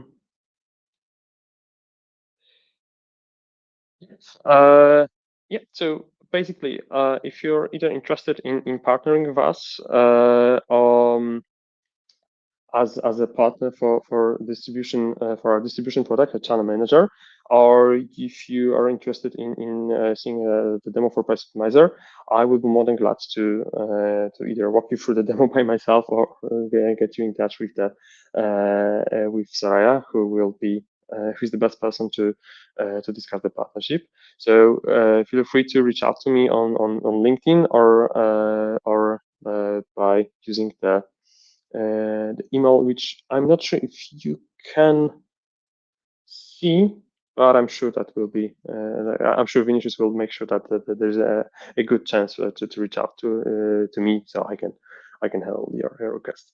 So thank you for your time. Thank you for your attention. I really hope to talk to you. And again, Vinicius, thank you very much for having us. And I can see that I'm now passing over the stage to Anna. Thank you so much. I'm leaving now because here is 5:40 a.m. Anna, welcome. I will leave you with Neha Girona, CMO of marketing from Euromax. She will finish the entire moderation here. Thank you so much, but I'm so sorry. I need to sleep because tomorrow I'll start again at 11 till 6 a.m. Neha, have a well-deserved sleep. Thank you so much, Piotr. Thank you so much, Anna. Neha, you take the lead. Thank you. Thank you so much, Vinny. Thank you, Piotr. And welcome on board, Anna. So the stage is all yours. Please go ahead and tell us about Mabrian and how you guys are helping hotels. So go ahead, please. And thank you for being connected at this late hour for many of you. So I'm going directly to the presentation. I want to explain you today how we can help with real-time data analytic to destination and travel company to make better strategic decision and to be more efficient in that, as well as to accelerate the recovery process. Anna, I'm so sorry to interrupt you. I'm going to leave you with Neha. However, as we start a little bit late, you have 19 minutes to expose and present your company. So I recommend you, after that, all the recorded that we have will stop. So I recommend you to go straight ahead to show your company. And I'll leave you with Neha. Thank you so much to be here. And I'm so sorry. I need to go to sleep right now. Thanks so much for being here. Neha, thank you so much also. Till tomorrow. Cheers. Thanks, Vinny.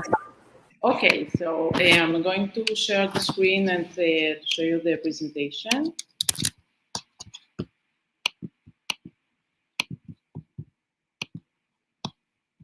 So the data, we had a very complicated year for the tourism, not only for the tourism sector, but especially for the tourism sector because of the pandemic. The sector was shut down during almost the 1 year, but the main problem that we are facing right now is uncertainty.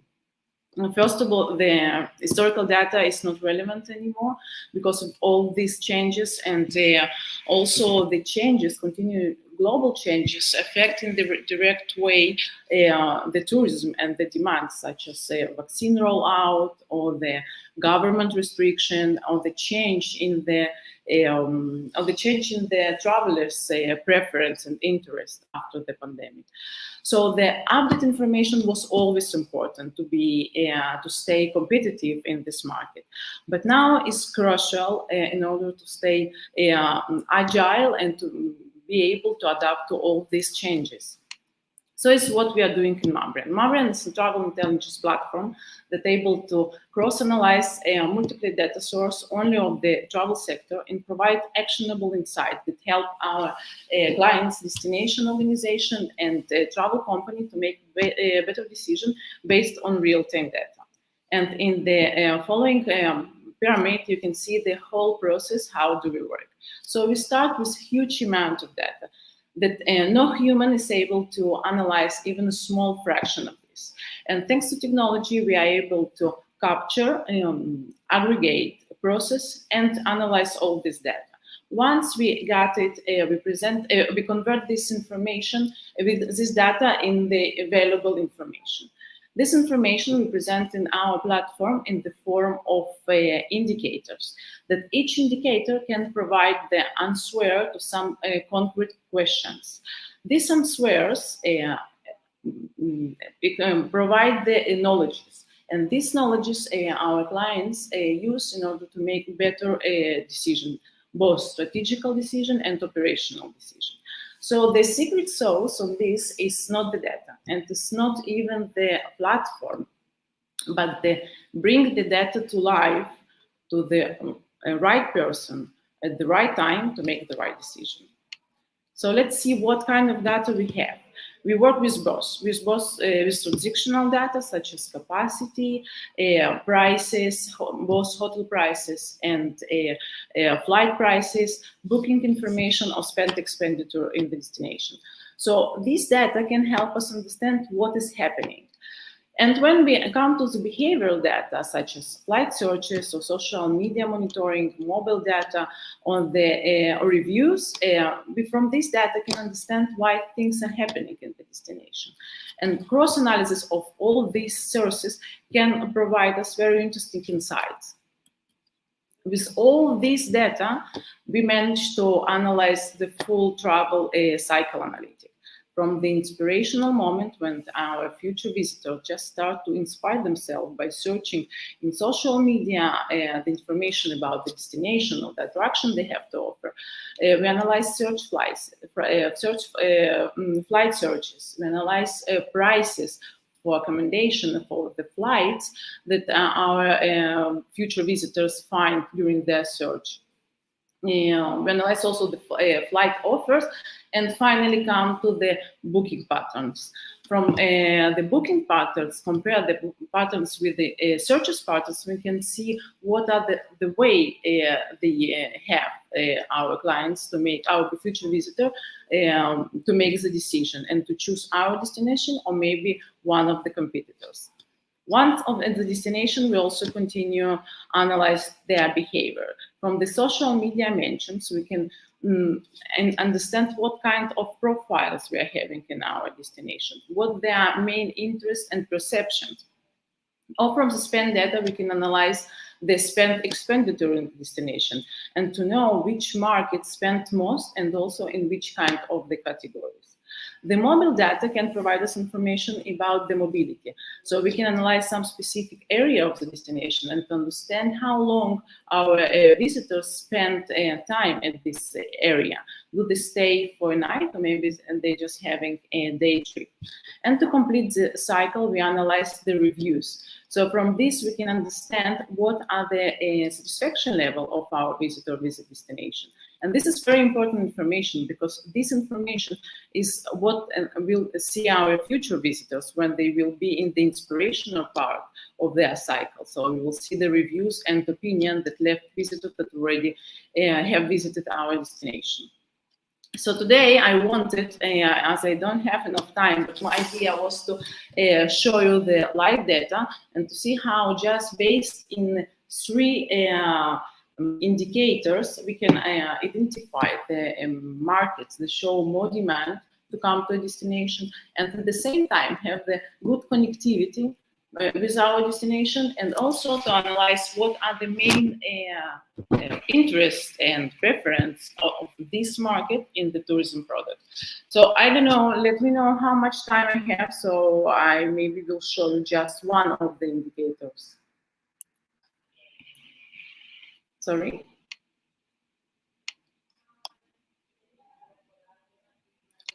Okay, I continue if you can see me. I just want to show you at least a small part of the platform so you can see that all the charts and all the insight that I was talking about presented in very clear form. So you see now the platform is live data about the destination Qatar. In the left part, you can see the menu and the access direct to all the model or different dashboard. And I will start with the first indicator I wanted to analyze, the analysis of the demand, of the future demand to the destination. All our queries are related to some specific time frame. So for this analysis, I choose the future time frame from September to till end of November. So we want to see for the travel days who are the markets that show more interest to come to our destination during this selected time period. We also have the option to compare this data to previous years. As 2020 was quite complicated year, I decided to compare the data to 2019. In this specific dashboard, we also can define the search data. So as we have a lot of continuous changes, it's very important to analyze really fresh data. So I'm going to analyze for this analysis, for this study, the data of the last 2 months, from the 1st of May to 2nd of July. As you can see also, close to the time selection, we have the information about last update and last data available. The last update of this specific data source was in 1st of July. So just to let you know that we are working with this very updated information. This specific source is updated on daily basis. So what data we can find here? First of all, we can see the length of stay, average length of stay for all origin market. So we know that in average, our visitors plan to stay in Qatar around 10 days. And we compare this information for the same period of the 2019 in the case. So you can see that we have a small growth of 2.5% from the 2019. We also can see the information about average advanced search. In this case, we're talking about around 4 months. In the following chart, what we can see the information about daily searches evolution to our destination. And also here we compare the information for 2019. The blue line represents data of the 2019, when the columns represent the data of the current year. So the insight that we can get from here that since 1st of June, we can see the growth in the daily searches. However, the gap between 2019 and 2021 is still very high. Another chart that analyzes searches per region market can help us understand what are the main regions that show more interest to come to a destination in the selected time period. As you can see in the top of the list, we can see United States. And following with a big difference, China, Russia, Turkey, and United Kingdom. So quickly from this data, you can already understand what are the main markets that show more interest to come to our destination. And if we want to be more specific, we can scroll down and to see the information for each specific market. So the first one of the list was United States. Let's see what the data can tell us about this market. We can see the same indicator regarding the length of stay, advanced searches, and also we have very interesting indicator, the share of searches. The share of searches can help us understand what we call inspirational demand. The inspirational demand to our destination from some specific market. To calculate this, we analyze 1 million of searches launched from this specific market to any destination in the world and calculate the share of these searches to our destination. So in other words, what we can understand with this data is the popularity of our destination in front of the main competitor or in front of any destination in the world. And this indicator shows us that compared to 2019, the share of searches increased from 1.6 to 9.2. That is great information. So it means that this market can be one of the most potential for the recovery. We also can see this data, the evolution of the search during all the search period, also to analyze it by travel period in order to identify the specific period they have more demand than others. Another interesting information that we can see from those charts is the evolution of the flight searches, the absolute number. So from one side, we can see that in the inspirational demand, the relevant demand to the destination has increased, but not only in the share of searches, but also in the number of searches. And what is interesting here, that from the 1st of June, we can see a very important, very high growth in the number of searches and also in the number of share of searches to the destination. That is matched to the announcement of the Qatar Airways to start the regular routes with the American market during the upcoming season.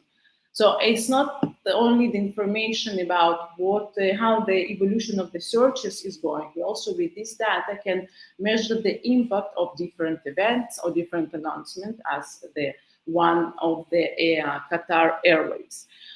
What more we can see here? We can analyze this data by top departure airports, so we can detect the demand in some specific destination in the country, and also to analyze this data by search days. So this will be important information for marketing department in order to identify trends and to know what will be the right days of the weekday or the weekend to launch more marketing campaign.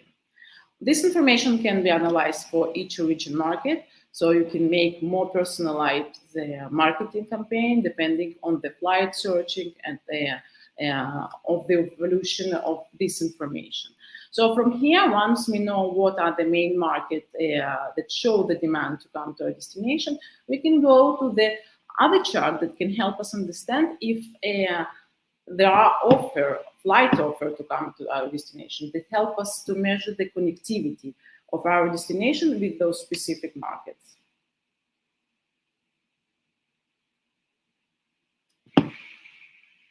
Okay, so now for that, I'm going to analyze data of air capacity.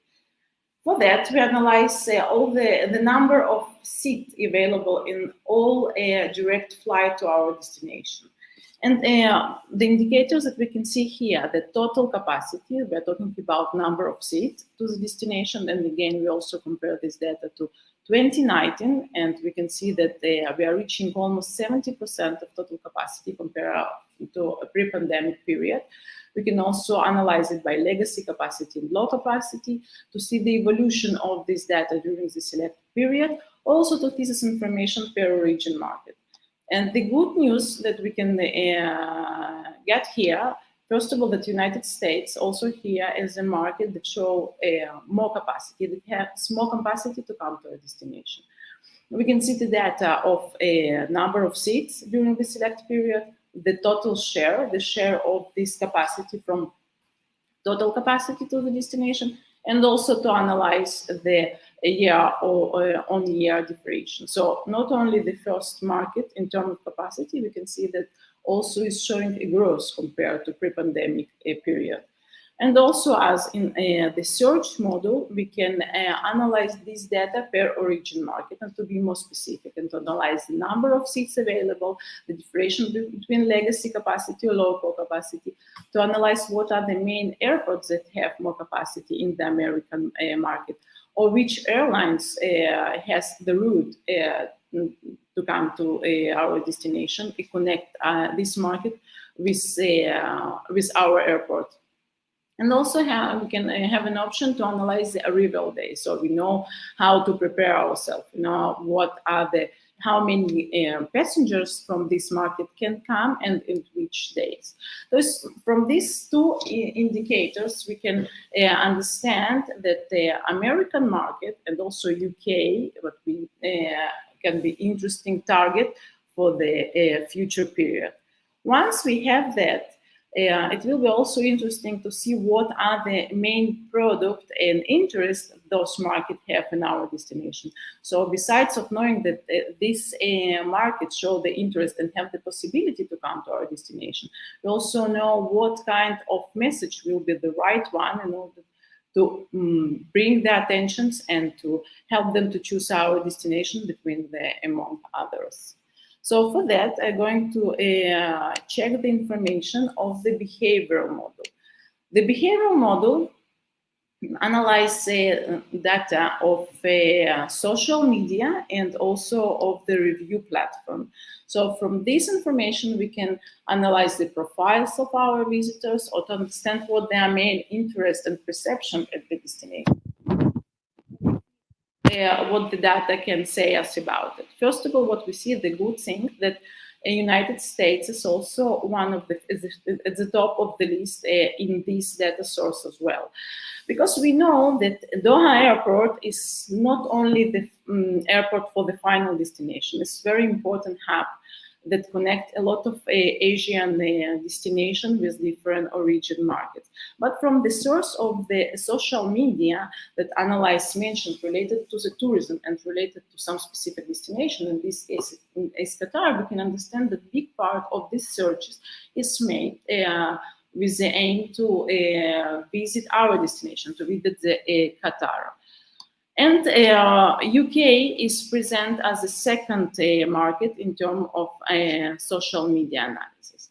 So once we have that, let's see what are the main interests of those markets in the destination. I'm going to change the selected time frame, as we can see, first of all, future data, and also the last year. It was a little bit complicated year to the destination. I'm going to analyze the last year for those markets, and we'll see what will be the main tourist product that those markets show the interest. Let's take out the Qatar, and let's see what we can, what we have here. First of all, art and culture is the product that they show more interest for both markets, United States and United Kingdom. However, the following products, sunbathing is quite high for both of them, a little bit higher for the United Kingdom, and following by active lifestyle for United Kingdom and family activities for the American market. So from those three sources and indicators, in 10 minutes, we can identify what are the main origins that show interest to come to our destination, to confirm that there's also the possibility from these origins to arrive to our destination during the selected time period. And also to find out what will be the right message regarding to the attractions and travel product to include to the marketing campaign in order to attract this market to the destination. So of course, it's just a very small part of what can be done and what kind of information can be extracted from the platform. But you can see it's very clearly and very easy to understand the very important insight and information for the travel companies and also for tourism organization in order to decide how to invest their marketing budget. I don't know if anybody has any question. I will be glad to answer, and I also invite you to visit our website or our blog for more insight, or to contact us to get more information about Mabrian and the platform, and to get the complete demo. Thank you so very much, Anna. We're not taking questions at this point, but good that you mentioned about people visiting your website and they can put in an inquiry directly through the website. So that was really a very insightful session. Thank you so very much. I myself learned so much about Mabrian, which is very new to me. So really thank you again for sharing the demo and the pitch with us. And we look forward to, yes, I think Mabrian is also participating in the masterclass, in one of the master classes. So we hope to hear more from you guys. I'm not sure how the schedule looks like. Winnie will know more. So fantastic, and thank you for this misunderstanding. We was already connected, but I don't know what's happened, why it wasn't an option to connect directly to the platform. So I'm sorry for this late. I wanted to have more time and to give you more insight, but I hope that in this short time I could transmit a little bit what we are doing and what can be done and what was interesting. And as I mentioned, please feel free to contact us anytime and to get more information about the platform and about what can be done. Definitely. So, absolutely. I think this is all being recorded, so this will be made available, to our subscribers. And of course, any queries coming into us, we will pass it on to you as well. So thank you so much again, Anna, for taking the time today. And thank you everyone for those who are seeing the live stream and those who have joined in. We will connect again tomorrow. Tomorrow we have the masterclass in the morning, and then again next round of pitch sessions at 1 p.m. Hong Kong time tomorrow. And the masterclass is of course in the morning Hong Kong time. So look forward to seeing you all again tomorrow. Do tune in. And we have the topic for tomorrow, of course, is on operations, how operations and guest experience will change your revenue and satisfaction. So do join in, because we have leading experts from various hospitality technology companies. And have a great rest of the day ahead. Look forward to seeing you all tomorrow. Thank you, Anna, again. and connect with you soon again. Bye-bye. Bye-bye. Take care. Have a good evening, great day. everybody. Thank you. Bye-bye.